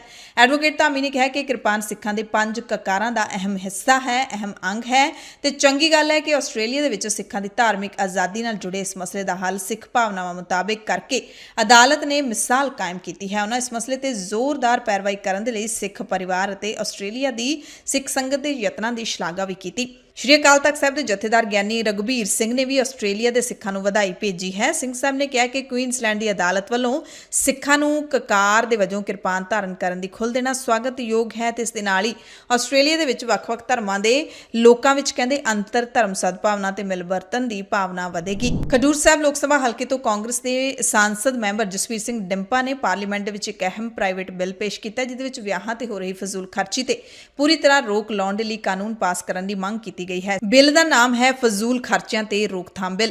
ਇਹਦੇ ਵਿੱਚ ਕਿਹਾ ਗਿਆ ਹੈ ਕਿ ਕਿਸੇ ਵਿਆਹ ਸਮਾਗਮ ਦੇ ਵਿੱਚ 10 ਤੋਂ ਵੱਧ ਪਦਾਰਥ ਖਾਣ ਲਈ ਨਹੀਂ ਹੋਣੇ ਚਾਹੀਦੇ, 2500 ਤੋਂ ਵੱਧ ਸ਼ਗਨ ਤੇ ਨਾ ਹੀ ਤੋਹਫੇ ਦਿੱਤੇ ਜਾਣ। ਬਿੱਲ ਦੇ ਵਿੱਚ ਸਿਫਾਰਿਸ਼ ਕੀਤੀ ਗਈ ਹੈ ਕਿ ਮਹਿਮਾਨਾਂ ਦੀ ਹੱਦ ਵੀ ਤੈਅ ਕੀਤੀ ਜਾਣੀ ਚਾਹੀਦੀ ਹੈ ਤਾਂ ਕਿ ਕੁੜੀ ਵਾਲਿਆਂ ਤੇ ਬੋਝ ਨਾ ਪਵੇ। The prevention of wasteful expenditure on special occasions bill ਨੂੰ ਪੇਸ਼ ਕਰਦੇ ਹੋਏ ਕਾਂਗਰਸ ਦੇ ਐਮਪੀ ਡਿੰਪਾ ਨੇ ਕਿਹਾ ਕਿ 2019 ਦੇ ਵਿੱਚ ਉਹ ਫਗਵਾੜੇ ਇੱਕ ਵਿਆਹ ਸਮਾਗਮ 'ਚ ਗਏ ਸੀ, ਜਿਸ ਤੋਂ ਬਾਅਦ ਹੀ ਉਹਨਾਂ ਨੇ ਬਿੱਲ ਲਿਆਉਣ ਦਾ ਫੈਸਲਾ ਲਿਆ ਸੀ। ਉੱਥੇ ਵਿਆਹ ਦੇ ਵਿੱਚ ਕਹਿੰਦੇ ਤਕਰੀਬਨ 285 ਤਰ੍ਹਾਂ ਦੇ ਖਾਣੇ ਸਨ ਤੇ 129 ਟਰੇਆਂ ਤਾਂ ਅਜਿਹੀਆਂ ਸਨ ਜਿਹਦੇ ਵਿੱਚੋਂ ਕਿਸੇ ਨੇ ਇੱਕ ਚਮਚਾ ਵੀ ਭਰ ਕੇ ਨਹੀਂ ਖਾਧਾ। ਸਾਰਾ ਖਾਣਾ ਬਰਬਾਦ ਕੀਤਾ ਗਿਆ ਤੇ ਉਦੋਂ ਹੀ ਉਹਨਾਂ ਨੇ ਸੋਚ ਲਿਆ ਸੀ ਕਿ ਇਹ ਬਿੱਲ ਲਿਆਵਾਂਗੇ। ਖੈਰ, ਜਿਹੜੇ ਪ੍ਰਾਈਵੇਟ ਬਿੱਲ ਹੁੰਦੇ ਨੇ ਉਹ ਬਹੁਤ ਹੀ ਘੱਟ ਗਿਣਤੀ ਦੇ ਵਿੱਚ ਕਦੇ-ਕਦੇ ਹੀ ਪਾਸ ਹੁੰਦੇ ਨੇ, ਕਦੇ-ਕਦੇ ਹੀ ਉਹਨਾਂ ਬਿੱਲਾਂ ਨੂੰ ਸਹਿਮਤੀ ਮਿਲਦੀ ਹੈ ਤੇ ਉਹ ਕਾਨੂੰਨ ਬਣਦੇ ਨੇ। ਹੁਣ ਦੇਖਣਾ ਹੋਊਗਾ ਕਿ ਡਿੰਪਾ ਦਾ ਇਹ ਬਹੁਤ ਹੀ ਲੋੜੀਂਦਾ ਬਿੱਲ ਹੈ, ਜਿਹੜਾ ਸਮਾਜ ਦੇ ਲਈ ਬਹੁਤ ਹੀ ਲੋੜੀਂਦਾ ਬਿੱਲ, ਇਹ ਪਾਸ ਹੋਊਗਾ ਜਾਂ ਫਿਰ ਨਹੀਂ। ਇਸ ਮੌਕੇ ਡਿੰਪਾ ਨੇ ਆਪਣੀ ਮਿਸਾਲ ਵੀ ਪੇਸ਼ ਕੀਤੀ ਕਿ ਉਸਨੇ ਪਹਿਲਾਂ ਖੁਦ ਤੇ ਇਹ ਫੈਸਲਾ ਲਾਗੂ ਕੀਤਾ ਹੈ। ਪੁੱਤਰ ਤੇ ਧੀ ਦਾ ਵਿਆਹ ਹੋਇਆ ਸੀ ਜਿਹਦੇ ਵਿੱਚ ਡਿੰਪਾ ਨੇ ਸਾਦੇ ਤਰੀਕੇ ਦੇ ਨਾਲ ਵਿਆਹ ਕੀਤਾ। 30 ਤੋਂ 40 ਮਹਿਮਾਨ ਹੀ ਸੱਦੇ। I rise to move for leave to introduce a bill to prevent wasteful expenditure on special occasions such as weddings and festivals with the view to bring positive changes in lives of the underprivileged and the destitute and for matter connected therewith. प्रश्न है कि विधेयक को प्रस्तावित करने की अनुमति प्रदान की जाए। जो सदस्य इसके पक्ष में वो हाँ कहें, जो सदस्य इसके विरोध में वो ना कहें। मेरे विचार में निर्णय हाँ वालों के पक्ष में हुआ। हाँ वालों के पक्ष में हुआ। माननीय सदस्य विधेयक को प्रस्तावित करें। जी Sir, I introduce prevention of wasteful expenditure on बस बिल कह special दीजिए। occasions bill वो तो आप बोल ही चुके 2020। पहले। जी ਫਰੀਦਕੋਟ ਪੁਲਿਸ ਨੇ ਨਸ਼ਾ ਵਿਰੋਧੀ ਮੁਹਿੰਮ ਦੇ ਨੌਜਵਾਨ ਦੇ ਕਤਲ ਦੀ ਗੁੱਥੀ ਨੂੰ 24 ਘੰਟਿਆਂ ਦੇ ਵਿੱਚ ਹੀ ਸੁਲਝਾ ਲਿਆ ਹੈ। ਲੰਘੇ ਦਿਨੀ ਪਿੰਡ ਢਿਲਵਾਂ ਖੁਰਦ ਦੇ ਵਿੱਚ ਨਸ਼ਾ ਵਿਰੋਧੀ ਕਮੇਟੀ ਦੇ ਮੈਂਬਰ ਹਰਭਗਵਾਨ ਸਿੰਘ ਦਾ ਪਿੰਡ ਦੇ ਨਸ਼ਾ ਤਸਕਰ ਨੇ ਗੋਲੀਆਂ ਮਾਰ ਕੇ ਸ਼ਰੇਆਮ ਕਤਲ ਕਰ ਦਿੱਤਾ ਸੀ ਤੇ ਫਰਾਰ ਹੋ ਗਿਆ ਸੀ। ਇਸ ਨੂੰ ਪੁਲਿਸ ਨੇ ਗੁਰੂ ਹਰ ਸਹਾਇ ਤੋਂ ਕਾਬੂ ਕਰ ਲਿਆ। ਐਸਐਸਪੀ ਫਰੀਦਕੋਟ ਦੇ ਹਰਜੀਤ ਸਿੰਘ ਨੇ ਦੱਸਿਆ ਕਿ ਨੌਜਵਾਨ ਦੇ ਕਤਲ ਮਾਮਲੇ ਵਿੱਚ 2 ਔਰਤਾਂ ਸਮੇਤ 5 ਲੋਕਾਂ ਖਿਲਾਫ ਪਰਚਾ ਦਰਜ ਕੀਤਾ ਗਿਆ। ਮੁੱਖ ਦੋਸ਼ੀ ਅਮਨਦੀਪ ਸਿੰਘ ਹੈ ਜਿਨੇ ਆਪਣੀ ਨਜਾਇਜ਼ ਪਿਸਤੌਲ ਨਾਲ ਗੋਲੀਆਂ ਮਾਰ ਕੇ ਨੌਜਵਾਨ ਹਰਭਗਵਾਨ ਸਿੰਘ ਨੂੰ ਮਾਰ ਦਿੱਤਾ ਸੀ ਤੇ ਮੌਕੇ ਤੋਂ ਫਰਾਰ ਹੋ ਗਿਆ ਸੀ। ਹੁਣ ਉਸ ਨੂੰ ਗ੍ਰਿਫਤਾਰ ਕਰ ਲਿਆ ਗਿਆ ਹੈ। ਮੌਕੇ ਤੇ ਵਰਤੀ ਗਈ ਪਿਸਤੌਲ ਵੀ ਬਰਾਮਦ ਕਰ ਲਈ ਗਈ ਹੈ। 2 ਔਰਤਾਂ ਨੂੰ ਵੀ ਕਾਬੂ ਕੀਤਾ ਗਿਆ ਹੈ। ਅਮਨਦੀਪ ਖਿਲਾਫ ਪਹਿਲਾਂ ਵੀ ਅਸਲਾ ਐਕਟ ਤਹਿਤ ਮਾਮਲਾ ਦਰਜ ਹੈ, ਜਿਸ ਤੇ ਚੱਲਦਿਆਂ ਉਹ ਜੇਲ੍ਹ 'ਚ ਬੰਦ ਸੀ। ਕੁਝ ਦਿਨ ਪਹਿਲਾਂ ਹੀ ਜ਼ਮਾਨਤ ਤੇ ਬਾਹਰ ਆਇਆ ਸੀ। ਦਰਅਸਲ ਢਿਲਵਾਂ ਖੁਰਦ ਦੇ ਵਿੱਚ ਹਫ਼ਤਾ ਪਹਿਲਾਂ ਹੀ ਨਸ਼ਾ ਵਿਰੋਧੀ ਕਮੇਟੀ ਬਣੀ ਸੀ ਤੇ ਜਿਸ ਦਿਨ ਕਤਲ ਹੋਇਆ ਉਸ ਦਿਨ ਕਮੇਟੀ ਦੀ ਮੀਟਿੰਗ ਹੋ ਰਹੀ ਸੀ। ਇਹਨਾਂ ਨੂੰ ਪਤਾ ਲੱਗਿਆ ਕਿ ਪਿੰਡ ਦੇ ਵਿੱਚ ਅਮਨਦੀਪ ਸਿੰਘ ਨਸ਼ੇ ਦਾ ਜਿਹੜਾ ਧੰਦਾ ਕਰ ਰਿਹਾ ਹੈ। ਉਸੇ ਵਕਤ ਉਹ ਮੌਕੇ ਤੇ ਪਹੁੰਚ ਗਏ। ਪਹਿਲਾਂ ਵੀ ਪਤਾ ਹੀ ਸੀ ਕਿ ਨਸ਼ਾ ਤਸਕਰ ਹੈ। ਮੌਕੇ ਤੇ ਪਹੁੰਚ ਕੇ ਜਦੋਂ ਇਹਨੂੰ ਰੋਕਣ ਦੀ ਕੋਸ਼ਿਸ਼ ਕੀਤੀ ਤਾਂ ਅਮਨਦੀਪ ਨੇ ਇਹਨਾਂ ਤੇ ਗੋਲੀਆਂ ਚਲਾ ਦਿੱਤੀਆਂ। ਹਰਭਗਵਾਨਾਂ ਦਾ ਨੌਜਵਾਨ ਹੈ ਜਿਹੜਾ ਉਹ ਮੌਕੇ ਤੇ ਹੀ ਖਤਮ ਹੋ ਗਿਆ। ਇਸ ਤੋਂ ਬਾਅਦ ਵੀ ਅਮਨਦੀਪ ਰੁਕਿਆ ਨਹੀਂ। ਆਪਣੇ ਘਰ ਦੀ ਛੱਤ ਤੇ ਜਾ ਕੇ ਉਸਨੇ 15 ਤੋਂ 20 ਹਵਾਈ ਫਾਇਰ ਕੀਤੇ ਤੇ ਮੋਟਰਸਾਈਕਲ ਤੇ ਫਰਾਰ ਹੋ ਗਿਆ ਸੀ। ਸੋ ਇਹ ਪੰਜਾਬ ਦੇ ਹਾਲਾਤ ਬਣਦੇ ਜਾ ਰਹੇ ਨੇ। ਨਸ਼ਾ ਛਡਾਉਣ ਵਾਲਿਆਂ ਨੂੰ ਮੌਤ ਮਿਲ ਰਹੀ ਹੈ, ਜੇਲ੍ਹਾਂ ਮਿਲ ਰਹੀਆਂ ਨੇ, ਪਰ ਜਿਹੜੇ ਨਸ਼ੇ ਦੇ ਤਸਕਰ ਨੇ ਉਹਨਾਂ ਨੂੰ ਨਾ ਜੇਲ੍ਹ ਮਿਲਦੀ ਹੈ ਤੇ ਨਾ ਹੀ ਉਹਨਾਂ ਨੂੰ ਮੌਤ ਮਿਲਦੀ ਹੈ। ਉਹ ਸਿਰਫ ਤੇ ਸਿਰਫ ਪੰਜਾਬ ਦੇ ਨੌਜਵਾਨਾਂ ਦਾ ਲਹੂ ਹੈ ਜਿਹੜਾ ਉਸ ਨੂੰ ਚਿੱਟਾ ਕਰਕੇ ਉਹਨਾਂ ਦੀਆਂ ਨਾੜਾਂ ਦੇ ਵਿੱਚ ਲਹੂ ਦੀ ਥਾਂ ਚਿੱਟਾ ਭਰ ਕੇ ਉਹਨਾਂ ਨੂੰ ਖਤਮ ਕਰ ਰਹੇ ਨੇ। 15 ਅਗਸਤ ਨੂੰ ਸਰਕਾਰਾਂ ਦੇ ਵੱਲੋਂ ਆਜ਼ਾਦੀ ਦਿਹਾੜਾ ਮਨਾਇਆ ਜਾਵੇਗਾ, ਜਿਸ ਨੂੰ ਲੋਕ ਵੰਡ ਦੇ ਦਿਨ ਜਾਂ ਰੌਲੇ ਦੇ ਦਿਨ ਕਹਿੰਦੇ ਨੇ ਤੇ ਸ਼੍ਰੋਮਣੀ ਅਕਾਲੀ ਦਲ ਅੰਮ੍ਰਿਤਸਰ ਤੇ ਦਲ ਖਾਲਸਾ ਨੇ ਸਾਂਝੇ ਤੌਰ ਤੇ 15 ਅਗਸਤ ਤੋਂ ਇੱਕ ਦਿਨ ਪਹਿਲਾਂ 14 ਅਗਸਤ ਨੂੰ ਲੁਧਿਆਣਾ ਦੇ ਵਿੱਚ ਵੱਡੀ ਰੈਲੀ ਕੱਢਣ ਦਾ ਐਲਾਨ ਕੀਤਾ ਹੈ। ਇਹ ਰੈਲੀ ਸੂਬੇ ਦੇ ਧਾਰਮਿਕ ਮਾਮਲਿਆਂ ਅੰਦਰ ਘੁਸਪੈਠ ਤੇ ਦਖਲ, ਸਾਂਝਾ ਸਿਵਲ ਕੋਡ, ਗੁਰਦੁਆਰਾ ਸੋਧ ਐਕਟ, ਸੰਸਥਾਵਾਂ, ਸੰਘਰਸ਼ੀਲ ਸਿੱਖਾਂ ਦਾ ਮਨੋਬਲ ਸੁੱਟਣ ਲਈ ਮੋਦੀ ਹਕੂਮਤ ਦੇ ਵੱਲੋਂ NIA ਦੀ ਦੁਰਵਰਤੋਂ, ਸਟੇਟ ਦਾ ਸਿਆਸੀ ਕੈਦੀਆਂ ਪ੍ਰਤੀ ਦੋਹਰਾ ਮਾਪਦੰਡ NSA ਤੇ UAPA ਤਹਿਤ ਨੌਜਵਾਨਾਂ ਦੀਆਂ ਨਜ਼ਰਬੰਦੀਆਂ, ਗੈਰ ਕਾਨੂੰਨੀ ਢੰਗ ਨਾਲ ਖਾਲਿਸਤਾਨੀ ਸੰਘਰਸ਼ ਦੇ ਲੀਡਰਾਂ ਦੇ ਕਤਲ, ਮਣੀਪੁਰ ਵਿੱਚ ਔਰਤਾਂ ਦੀ ਬੇਪਤੀ ਤੇ ਸਰਕਾਰੀ ਸ਼ਹਿ ਹਾਸਲ ਦਹਿਸ਼ਤਗਰਦੀ ਦੇ ਖਿਲਾਫ ਕੱਢੀ ਜਾ ਰਹੀ ਹੈ। ਇਹ ਰੈਲੀ ਗੁਰਦੁਆਰਾ ਦੁੱਖ ਨਿਵਾਰਨ ਸਾਹਿਬ ਤੋਂ ਸ਼ੁਰੂ ਹੋ ਕੇ ਜਗਰਾਓਂ ਪੁਲ ਤੱਕ ਸਮਾਪਤ ਹੋਵੇਗੀ। ਸਿਮਰਨਜੀਤ ਸਿੰਘ ਮਾਨ MP ਤੇ ਦਲ ਖਾਲਸਾ ਦੇ ਲੀਡਰਾਂ ਨੇ ਚੰਡੀਗੜ੍ਹ ਵਿੱਚ ਪ੍ਰੈਸ ਕਾਨਫਰੰਸ ਕਰਕੇ ਇਸ ਦਾ ਐਲਾਨ ਕੀਤਾ। ਸਾਡੀ ਤਜਵੀਜ਼ ਹੈ ਕਿ 14 ਤਰੀਕ ਨੂੰ ਲੁਧਿਆਣੇ ਅਸੀਂ ਇੱਕ ਬਹੁਤ ਵੱਡੀ ਰੈਲੀ ਕਰਨੀ ਹੈ। ਇੱਕ ਦਿਨ ਪਹਿਲਾਂ 15 ਅਗਸਤ ਨੂੰ ਇਹਦੀ ਜ਼ਰੂਰਤ ਤਾਂ ਪਈ ਹੈ ਕਿਉਂ ਕਰਕੇ ਘੱਟ ਗਿਣਤੀਆਂ ਦੇ ਉੱਤੇ ਬਹੁਤ ਜ਼ਿਆਦਾ ਜ਼ਬਰ ਸਾਰੇ ਪਾਸੇ ਹੁਣ ਹੋਣ ਲੱਗ ਪਿਆ ਹੈਗਾ। ਕਿਸਾਨੀ ਅੰਦੋਲਨ ਵੇਲੇ ਹੋਂਦ ਵਿੱਚ ਆਇਆ Twitter account tractor to Twitter ਨੇ ਕੈਬਨਿਟ ਮੰਤਰੀ ਅਨਮੋਲ ਗਗਨ ਮਾਨ ਦੇ ਨਾਂ ਤੇ ਇੱਕ ਟਵੀਟ ਕਰਕੇ ਕਿਹਾ ਹੈ ਕਿ ਤੁਸੀਂ ਆਖਰੀ ਵਾਰ ਮਾਨਸਾ ਰੇਲਵੇ ਸਟੇਸ਼ਨ ਤੇ ਤਾਂ ਪਤਾ ਨਹੀਂ ਕਦੋਂ ਗਏ ਹੋਵੋਗੇ, ਪਰ ਪੰਜਾਬ ਦੇ ਸੈਰ ਸਪਾਟਾ ਤੇ ਸੱਭਿਆਚਾਰਕ ਵਿਭਾਗ ਦੇ ਮੰਤਰੀ ਹੋਣ ਦੇ ਨਾਤੇ ਤੁਹਾਨੂੰ ਬੇਨਤੀ ਹੈ ਕਿ ਪੰਜਾਬੀ ਭਾਸ਼ਾ ਦਾ ਨਾਮੋ ਨਿਸ਼ਾਨ ਮਿਟਣ ਤੋਂ ਰੋਕੋ। ਬਹੁਤ ਨਿੰਦਣਯੋਗ ਹੈ ਕਿ ਪੰਜਾਬ ਦੇ ਕਿਸੇ ਸਟੇਸ਼ਨ, ਕਿਸੇ ਵੀ ਸਰਕਾਰੀ ਜਾਂ ਜਨਤਕ ਥਾਂ ਤੇ ਪੰਜਾਬੀ ਭਾਸ਼ਾ ਹੀ ਨਾ ਹੋਵੇ। ਕਿਰਪਾ ਕਰਕੇ ਇਸ ਵੱਲ ਧਿਆਨ ਦਿਓ। ਬੋਰਡ ਬਦਲਣ ਨੂੰ ਮਸ਼ਹੂਰੀ ਵਾਲੇ ਬੈਨਰ ਬਣਨ ਨਾਲੋਂ ਵੀ ਘੱਟ ਵਕਤ ਲੱਗੂਗਾ ਤੇ ਮਸ਼ਹੂਰੀ ਵੀ ਵੱਧ ਦਮਦਾਰ ਹੋਵੇਗੀ। ਆਪਣੇ ਸ਼ਹਿਰ ਤੋਂ ਸ਼ੁਰੂ ਕਰੋ। ਤੇ ਜਿਹੜੀਆਂ ਤਸਵੀਰਾਂ ਨਾਲ ਸਾਂਝੀਆਂ ਕੀਤੀਆਂ ਗਈਆਂ ਨੇ ਉਹਨਾਂ ਤੇ ਮਾਨਸਾ ਦੇ ਰੇਲਵੇ ਸਟੇਸ਼ਨ ਤੇ ਲੱਗੇ ਬੋਰਡ ਦੇ ਉੱਤੇ ਸਭ ਤੋਂ ਉੱਤੇ ਹਿੰਦੀ ਵਿੱਚ ਮਾਨਸਾ ਲਿਖਿਆ, ਉਸ ਤੋਂ ਬਾਅਦ ਅੰਗਰੇਜ਼ੀ ਵਿੱਚ ਪੰਜਾਬੀ ਭਾਸ਼ਾ ਵਿੱਚ ਕਿਤੇ ਲਿਖਿਆ ਦਿਖਾਈ ਹੀ ਨਹੀਂ ਦੇ ਰਿਹਾ। ਇਸ ਤੋਂ ਇਲਾਵਾ ਸੋਸ਼ਲ ਮੀਡੀਆ ਤੇ ਮਾਨਸਾ ਦੇ ਰੇਲਵੇ ਸਟੇਸ਼ਨ ਦੇ ਆਧੁਨਿਕੀਕਰਨ ਵਾਲੀ ਇੱਕ ਫੋਟੋ ਵੀ ਵਾਇਰਲ ਹੋ ਰਹੀ ਹੈ, ਜਿਸ ਵਿੱਚ ਕੁਝ ਲੋਕਾਂ ਨੇ ਕਿਹਾ ਕਿ ਮਾਨਸਾ ਦੇ ਰੇਲਵੇ ਸਟੇਸ਼ਨ ਦੇ ਨਵੀਨੀਕਰਨ ਦੀ ਖੁਸ਼ੀ ਤਾਂ ਬਹੁਤ ਹੈ, ਪਰ ਮੰਦਰੀਕਰਨ ਦਾ ਦੁੱਖ ਵੀ ਹੈ। ਬਲਜਿੰਦਰ ਰੰਗੀਲਾ ਨਾਂ ਦੇ ਇੱਕ ਯੂਜ਼ਰ ਨੇ ਰੇਲਵੇ ਸਟੇਸ਼ਨ ਦੇ ਨਵੀਨੀਕਰਨ ਦਾ ਨਕਸ਼ਾ ਸਾਂਝਾ ਕਰਦਿਆਂ ਦਿਖਾਇਆ, ਜਿਹਦੇ ਵਿੱਚ ਰੇਲਵੇ ਸਟੇਸ਼ਨ ਦੀ ਨੁਹਾਰ ਬਿਲਕੁਲ ਇੱਕ ਮੰਦਰ ਵਰਗੀ ਦਿਖਾਈ ਦੇ ਰਹੀ ਹੈ। ਸਟੇਸ਼ਨ ਦੇ ਉੱਤੇ ਮੰਦਰ ਵਰਗੇ ਗੁੰਬਦ ਬਣੇ ਹੋਏ ਹਨ। ਦਰਅਸਲ ਐਤਵਾਰ ਨੂੰ ਪ੍ਰਧਾਨ ਮੰਤਰੀ ਨਰਿੰਦਰ ਮੋਦੀ ਪੰਜਾਬ ਦੇ 22 ਰੇਲਵੇ ਸਟੇਸ਼ਨਾਂ ਨੂੰ ਅੰਮ੍ਰਿਤ ਭਾਰਤ ਸਟੇਸ਼ਨ ਸਕੀਮ ਅਧੀਨ 1057 ਕਰੋੜ 90 ਲੱਖ ਦੀ ਲਾਗਤ ਨਾਲ ਨਵ ਨਿਰਮਾਣ ਦਾ ਕੰਮ ਸ਼ੁਰੂ ਕਰਵਾਉਣ ਜਾ ਰਹੇ ਨੇ। ਮਾਨਸਾ ਦੇ ਰੇਲਵੇ ਸਟੇਸ਼ਨ ਤੇ ਵੀ ਨਵੀਨੀਕਰਨ ਦਾ ਕੰਮ ਸ਼ੁਰੂ ਕਰਨ ਦਾ ਉਦਘਾਟਨ ਕੀਤਾ ਜਾਵੇਗਾ ਤੇ ਪ੍ਰਧਾਨ ਮੰਤਰੀ ਵੱਲੋਂ ਵਰਚੁਅਲੀ ਇਹ ਸਾਰੇ ਉਦਘਾਟਨ ਕੀਤੇ ਜਾਣਗੇ। ਲੁਧਿਆਣਾ ਦੇ ਰੇਲਵੇ ਸਟੇਸ਼ਨ ਦੇ ਲਈ 460 ਕਰੋੜ ਰੁਪਏ, ਜਲੰਧਰ ਕੈਂਟ ਦੇ ਰੇਲਵੇ ਸਟੇਸ਼ਨ ਲਈ 99 ਕਰੋੜ ਰੁਪਏ ਖਰਚੇ ਜਾਣਗੇ। ਬੀਜੇਪੀ ਨੇ ਆਪਣੇ ਫੇਸਬੁੱਕ ਤੇ ਇਸ ਦੀ ਜਾਣਕਾਰੀ ਦਿੱਤੀ ਹੈ ਤੇ ਨਾਲ ਹੀ ਨਕਸ਼ੇ ਵੀ ਸਾਂਝੇ ਕੀਤੇ ਨੇ। ਪੰਜਾਬ ਸਰਕਾਰ ਵੱਲੋਂ ਪਿਛਲੇ ਸਾਲ ਭਰਤੀ ਕੀਤੇ ਗਏ 1090 ਪਟਵਾਰੀਆਂ ਨੂੰ ਵੱਡਾ ਝਟਕਾ ਲੱਗਿਆ। ਨਵੇਂ ਭਰਤੀ ਕੀਤੇ ਪਟਵਾਰੀਆਂ ਦੇ ਖਿਲਾਫ ਪੁਰਾਣੇ ਪਟਵਾਰੀ ਹਾਈ ਕੋਰਟ ਗਏ ਸਨ, ਜਿਸ ਤੋਂ ਬਾਅਦ ਹੁਣ 1090 ਪਟਵਾਰੀਆਂ ਨੂੰ ਟ੍ਰੇਨਿੰਗ ਤੇ ਬੇਸਿਕ ਤਨਖਾਹ ਮਿਲਣ ਦੀ ਵੱਜੀ ਆਸ ਟੁੱਟ ਗਈ ਹੈ। ਕਾਰਨ ਹੈ ਕਿ ਸਰਕਾਰ ਵੱਲੋਂ ਨਵ ਨਿਯੁਕਤ ਪਟਵਾਰੀਆਂ ਦੀ ਟ੍ਰੇਨਿੰਗ 1.5 ਸਾਲ ਦੀ ਬਜਾਏ ਸਾਲ ਕੀਤੀ ਗਈ ਸੀ ਤੇ ਉਹਨਾਂ ਨੂੰ ਜੁਆਇਨਿੰਗ ਦੇ ਪਹਿਲੇ ਦਿਨ ਤੋਂ ਹੀ 3 ਸਾਲ ਲਈ ਬਣਦੀ ਬੇਸਿਕ ਤਨਖਾਹ 19,900 ਰੁਪਏ ਦੇਣ ਦੇ ਨਿਯਮ ਬਣਾਏ ਗਏ ਸਨ, ਪਰ ਉਕਤ ਨਿਯਮ ਲਾਗੂ ਹੋਣ ਤੋਂ ਪਹਿਲਾਂ ਹੀ ਭਰਤੀ ਹੋਏ 710 ਪਟਵਾਰੀਆਂ ਵੱਲੋਂ ਅਦਾਲਤ ਦਾ ਦਰਵਾਜ਼ਾ ਖੜਕਾਉਣ ਕਰਕੇ ਇਹ ਨਿਯਮ ਤੇ ਸ਼ਰਤਾਂ ਲਾਗੂ ਹੋਣ ਤੇ ਰੋਕ ਲਾ ਦਿੱਤੀ ਗਈ ਹੈ।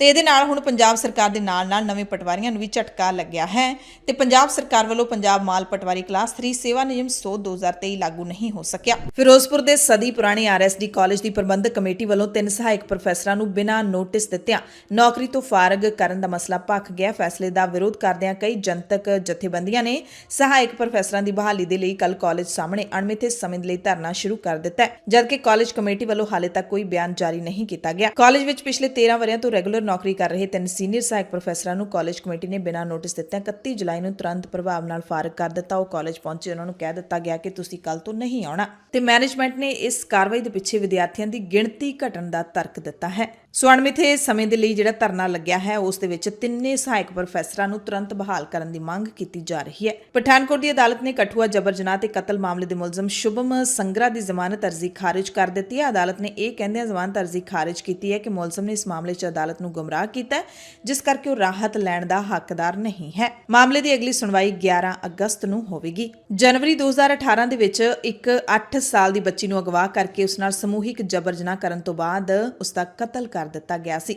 ਇਸ ਮਾਮਲੇ 'ਚ 8 ਜਣਿਆਂ ਨੂੰ ਗ੍ਰਿਫਤਾਰ ਕੀਤਾ ਗਿਆ ਸੀ ਤੇ ਇਸ ਮੁਲਜ਼ਮ ਨੇ ਆਪਣੀ ਜਨਮ ਮਿਤੀ ਗਲਤ ਦੱਸ ਕੇ ਆਪਣੇ ਆਪ ਨੂੰ ਨਾਬਾਲਿਗ ਦਰਸਾਉਣ ਦਾ ਦਾਅਵਾ ਕੀਤਾ ਸੀ। ਅਦਾਲਤ ਨੇ ਇਸ ਤੋਂ ਪਹਿਲਾਂ 10 ਜੂਨ 2019 ਦੇ ਵਿੱਚ 7 ਜਣਿਆਂ ਨੂੰ ਦੋਸ਼ੀ ਕਰਾਰ ਦਿੱਤਾ ਸੀ, ਇੱਕ ਨੂੰ ਬਰੀ ਕਰ ਦਿੱਤਾ ਸੀ ਤੇ ਉਸ ਘਟਨਾ ਦੇ ਖਿਲਾਫ ਦੇਸ਼ ਭਰ ਦੇ ਵਿੱਚ ਰੋਸ ਮੁਜ਼ਾਹਰੇ ਹੋਏ ਸਨ। ਮੋਗਾ ਪੁਲਿਸ ਦਾ ਇੱਕ ਅਨੋਖਾ ਕਾਰਨਾਮਾ ਸਾਹਮਣੇ ਆਇਆ, ਜਿਹਦੇ ਵਿੱਚ ਪੁਲਿਸ ਨੇ ਅਦਾਲਤ 'ਚੋਂ ਬਰੀ ਹੋਏ ਨੌਜਵਾਨ ਨੂੰ ਮੁੜ ਭਗੌੜਾ ਕਰਾਰ ਦੇ ਕੇ ਥਾਣੇ ਟੱਕ ਦਿੱਤਾ ਤੇ ਅਦਾਲਤ ਨੇ ਇਸ ਗੈਰ ਕਾਨੂੰਨੀ ਗ੍ਰਿਫਤਾਰੀ ਨੂੰ ਗੰਭੀਰਤਾ ਨਾਲ ਲੈਂਦੇ ਹੋਏ ਜਾਂਚ ਅਧਿਕਾਰੀ ਦੀ ਖਿਚਾਈ ਕੀਤੀ ਹੈ ਤੇ ਜ਼ਿਲ੍ਹਾ ਪੁਲਿਸ ਮੁਖੀ ਨੂੰ ਇਸ ਅਣਗਹਿਲੀ ਦੇ ਲਈ ਪੜਤਾਲ ਕਰਨ ਦਾ ਹੁਕਮ ਵੀ ਦੇ ਦਿੱਤਾ ਹੈ। ਦਰਅਸਲ ਫੌਜਦਾਰੀ ਕੇਸ ਖਤਮ ਹੋਣ ਤੋਂ ਬਾਅਦ ਨਿਯਮਾਂ ਦੇ ਮੁਤਾਬਿਕ ਸਬੰਧਿਤ ਥਾਣੇ ਦੇ ਰਿਕਾਰਡ ਵਿੱਚ ਸੋਧ ਕੀਤੀ ਜਾਂਦੀ ਹੈ, ਪਰ ਥਾਣੇ ਦੇ ਰਿਕਾਰਡ ਵਿੱਚ ਭਗੌੜੇ ਮੁਲਜ਼ਮ ਦਾ ਰਿਕਾਰਡ ਜਿਉਂਦਾ ਤਿਉਂ ਹੀ ਰਿਹਾ। ਮਾਮਲਾ ਮੁਲਜ਼ਮ ਦੀ ਪੇਸ਼ੀ ਮੌਕੇ ਅਦਾਲਤ ਦੇ ਧਿਆਨ ਵਿੱਚ ਆਇਆ ਕਿ ਜਿਹੜੇ ਅਪਰਾਧ ਲਈ ਮੁਲਜ਼ਮ ਨੂੰ ਜੇਲ੍ਹ ਭੇਜਿਆ ਗਿਆ ਸੀ, ਉਸ ਅਪਰਾਧ ਦਾ ਤਾਂ ਅਦਾਲਤ ਨੇ 1 ਸਾਲ ਪਹਿਲਾਂ ਹੀ ਨਿਪਟਾਰਾ ਕਰ ਦਿੱਤਾ ਸੀ, 8 ਜੁਲਾਈ 2022 ਨੂੰ। ਡੀਐਸਪੀ ਜਾਂਚ ਹਰਿੰਦਰ ਸਿੰਘ ਡੋਡ ਨੇ ਮਾਮਲੇ ਦੀ ਪੁਸ਼ਟੀ ਕਰਦਿਆਂ ਕਿਹਾ ਕਿ ਸਾਰਾ ਮਾਮਲਾ ਉਹਨਾਂ ਦੇ ਧਿਆਨ ਵਿੱਚ ਹੈ, ਜਿਸ ਨੇ ਵੀ ਕੁਤਾਹੀ ਕੀਤੀ ਹੈ ਉਸ ਖਿਲਾਫ ਕਾਰਵਾਈ ਹੋਵੇਗੀ। ਸ਼੍ਰੋਮਣੀ ਗੁਰਦੁਆਰਾ ਪ੍ਰਬੰਧਕ ਕਮੇਟੀ ਦੇ ਵੱਲੋਂ ਜੈਤੋ ਦੇ ਮੋਰਚੇ ਦੀ ਸ਼ਤਾਬਦੀ ਮਨਾਉਣ ਦਾ ਫੈਸਲਾ ਲਿਆ ਗਿਆ ਹੈ। ਇਸ ਸੰਬੰਧੀ ਤਿਆਰੀਆਂ ਵੀ ਵਿੱਢ ਦਿੱਤੀਆਂ ਗਈਆਂ ਨੇ। ਸਮਾਗਮਾਂ ਦੀ ਸ਼ੁਰੂਆਤ 14 ਸਤੰਬਰ ਨੂੰ ਅਖੰਡ ਪਾਠ ਸਾਹਿਬ ਦੇ ਭੋਗ ਨਾਲ ਹੋਵੇਗੀ ਤੇ ਸ਼ਤਾਬਦੀ 21 ਫਰਵਰੀ 2024 ਨੂੰ ਮਨਾਈ ਜਾਵੇਗੀ। 21 ਫਰਵਰੀ ਨੂੰ ਮੁੱਖ ਸਮਾਗਮ ਗੁਰਦੁਆਰਾ ਗੰਗਸਰ ਸਾਹਿਬ ਜੈਤੋ ਵਿਖੇ ਹੋਵੇਗਾ। 14 ਸਤੰਬਰ ਨੂੰ ਅਖੰਡ ਪਾਠ ਸਾਹਿਬ ਦੇ ਭੋਗ ਨਾਲ ਆਰੰਭਤਾ ਤੋਂ ਬਾਅਦ ਸਮਾਗਮ ਤੇ ਸੈਮੀਨਾਰ ਕਰਵਾਏ ਜਾਣਗੇ। ਇਸੇ ਤਰ੍ਹਾਂ ਸਿੰਘ ਸਭਾ ਲਹਿਰ ਦੀ ਆਰੰਭਤਾ ਦੇ 150 ਸਾਲਾ ਸ਼ਤਾਬਦੀ ਸਮਾਗਮਾਂ ਮੌਕੇ SGPC ਵੱਲੋਂ ਗੁਰਦੁਆਰਾ ਸ਼੍ਰੀ ਮੰਜੀ ਸਾਹਿਬ ਦੀਵਾਨ ਹਾਲ ਵਿਖੇ 2 ਰੋਜ਼ਾ ਸਮਾਗਮ ਕਰਵਾਏ ਜਾਣਗੇ। ਮੁੱਖ ਸਮਾਗਮ 1 ਅਕਤੂਬਰ ਨੂੰ ਹੋਵੇਗਾ ਤੇ 30 ਸਤੰਬਰ ਨੂੰ ਸਮਾਗਮਾਂ ਦੀ ਸ਼ੁਰੂਆਤ ਹੋਵੇਗੀ। ਹੁਣ ਗੱਲ ਪੰਜਾਬ ਤੋਂ BJP ਦੇ ਉਸ MP ਦੀ ਕਰਦੇ ਹਾਂ ਜਿਸ ਨੂੰ ਲੋਕਾਂ ਨੇ ਖੁੱਲੇ ਦਿਲ ਨਾਲ ਵੋਟਾਂ ਪਾ ਕੇ ਜਿਤਾਇਆ, ਪਰ ਉਸ ਨੇ ਇੱਕ ਵਾਰੀ ਵੀ ਆਪਣੇ ਹਲਕੇ ਵੱਲ ਮੂੰਹ ਕਰਕੇ ਨਹੀਂ ਦੇਖਿਆ, ਜਦਕਿ ਹੁਣ ਦੁਬਾਰਾ ਵੋਟਾਂ ਪੈਣ ਵਾਲੀਆਂ ਨੇ 2024 ਦੇ ਵਿੱਚ। ਕੱਲ ਤਾਂ ਉਸ MP ਨੇ ਹੱਦ ਹੀ ਕਰ ਦਿੱਤੀ। ਆਪਣੀ ਫਿਲਮ ਗਦਰ 2 ਦੀ ਪ੍ਰਮੋਸ਼ਨ ਦੇ ਲਈ ਅੰਮ੍ਰਿਤਸਰ ਤਾਂ ਪਹੁੰਚ ਗਏ, ਪਰ ਗੁਰਦਾਸਪੁਰ ਦੇ ਵੱਲ ਫੇਰ ਮੂੰਹ ਨਹੀਂ ਕੀਤਾ। ਨਾਮ ਹੈ ਅਦਾਕਾਰ ਤੇ ਸੰਸਦ ਮੈਂਬਰ ਸਨੀ ਦਿਓਲ ਦਾ, ਜਿਨ੍ਹਾਂ ਨੂੰ 2019 ਦੇ ਵਿੱਚ ਗੁਰਦਾਸਪੁਰ ਦੇ ਲੋਕਾਂ ਨੇ MP ਚੁਣਿਆ ਸੀ ਤੇ ਜਿੱਥੇ ਅੰਮ੍ਰਿਤਸਰ ਦੇ ਵਿੱਚ ਕੱਲ ਸਨੀ ਦਿਓਲ ਆਪਣੀ ਟੀਮ ਦੇ ਨਾਲ ਪਹੁੰਚੇ, ਉੱਥੋਂ ਗੁਰਦਾਸਪੁਰ ਮਸਾਂ ਹੀ 35 ਕਿਲੋਮੀਟਰ ਦੂਰ ਪੈਂਦਾ। ਸਨੀ ਦਿਓਲ ਨੇ ਆਖਰੀ ਵਾਰੀ 3 ਸਾਲ ਪਹਿਲਾਂ ਆਪਣੇ ਸੰਸਦੀ ਹਲਕੇ ਦਾ ਦੌਰਾ ਕੀਤਾ ਸੀ ਤੇ ਕੱਲ ਦੇ ਦੌਰੇ ਦੌਰਾਨ ਸਨੀ ਦਿਓਲ ਨੇ ਕਿਸੇ ਵੀ ਸਿਆਸੀ ਸਵਾਲ ਦਾ ਜਵਾਬ ਦੇਣ ਤੋਂ ਵੀ ਪੱਲਾ ਝਾੜ ਲਿਆ। ਸਨੀ ਦਿਓਲ ਦੇ ਸਾਥੀਆਂ ਨੇ ਕਿਹਾ ਹੈ ਕਿ ਉਹ ਇੱਥੇ ਸਿਰਫ ਆਪਣੀ ਨਵੀਂ ਫਿਲਮ ਦੇ ਪ੍ਰਚਾਰ ਲਈ ਆਏ ਨੇ। ਅਟਾਰੀ ਵਾਹਗਾ ਬਾਰਡਰ ਪਹੁੰਚਣ ਤੋਂ ਪਹਿਲਾਂ ਸਨੀ ਦਿਓਲ ਨੇ ਆਪਣੀ ਫਿਲਮ ਦੀ ਟੀਮ ਸਮੇਤ ਸੱਚਖੰਡ ਸ੍ਰੀ ਹਰਿਮੰਦਰ ਸਾਹਿਬ ਵਿਖੇ ਮੱਥਾ ਟੇਕਿਆ। ਫਿਲਮ ਵਿਚਲੇ ਕਿਰਦਾਰ ਤਾਰਾ ਸਿੰਘ ਦਾ ਪਹਿਰਾਵਾ ਕੁੜਤਾ ਪਜਾਮਾ ਪਾਇਆ ਹੋਇਆ ਸੀ, ਖੁੱਲੇ ਲੜ ਵਾਲੀ ਪੱਗ ਬੰਨੀ ਹੋਈ ਸੀ। ਸਨੀ ਦਿਓਲ ਦੇ ਨਾਲ ਅਮੀਸ਼ਾ ਪਟੇਲ ਤੇ ਉਦਿਤ ਨਾਰਾਇਣ ਸਮੇਤ ਹੋਰ ਵੀ ਕਲਾਕਾਰ ਹਾਜ਼ਰ ਸਨ। ਪੰਜਾਬ ਦੀਆਂ ਵੱਡੀਆਂ ਖਬਰਾਂ ਦੇ ਇਸ ਖਾਸ ਬੁਲੇਟਿਨ ਦੇ ਵਿੱਚ ਤੁਹਾਡੇ ਸਭ ਤੋਂ ਇਜਾਜ਼ਤ ਚਾਹੁੰਦੇ ਹਾਂ। ਧੰਨਵਾਦ।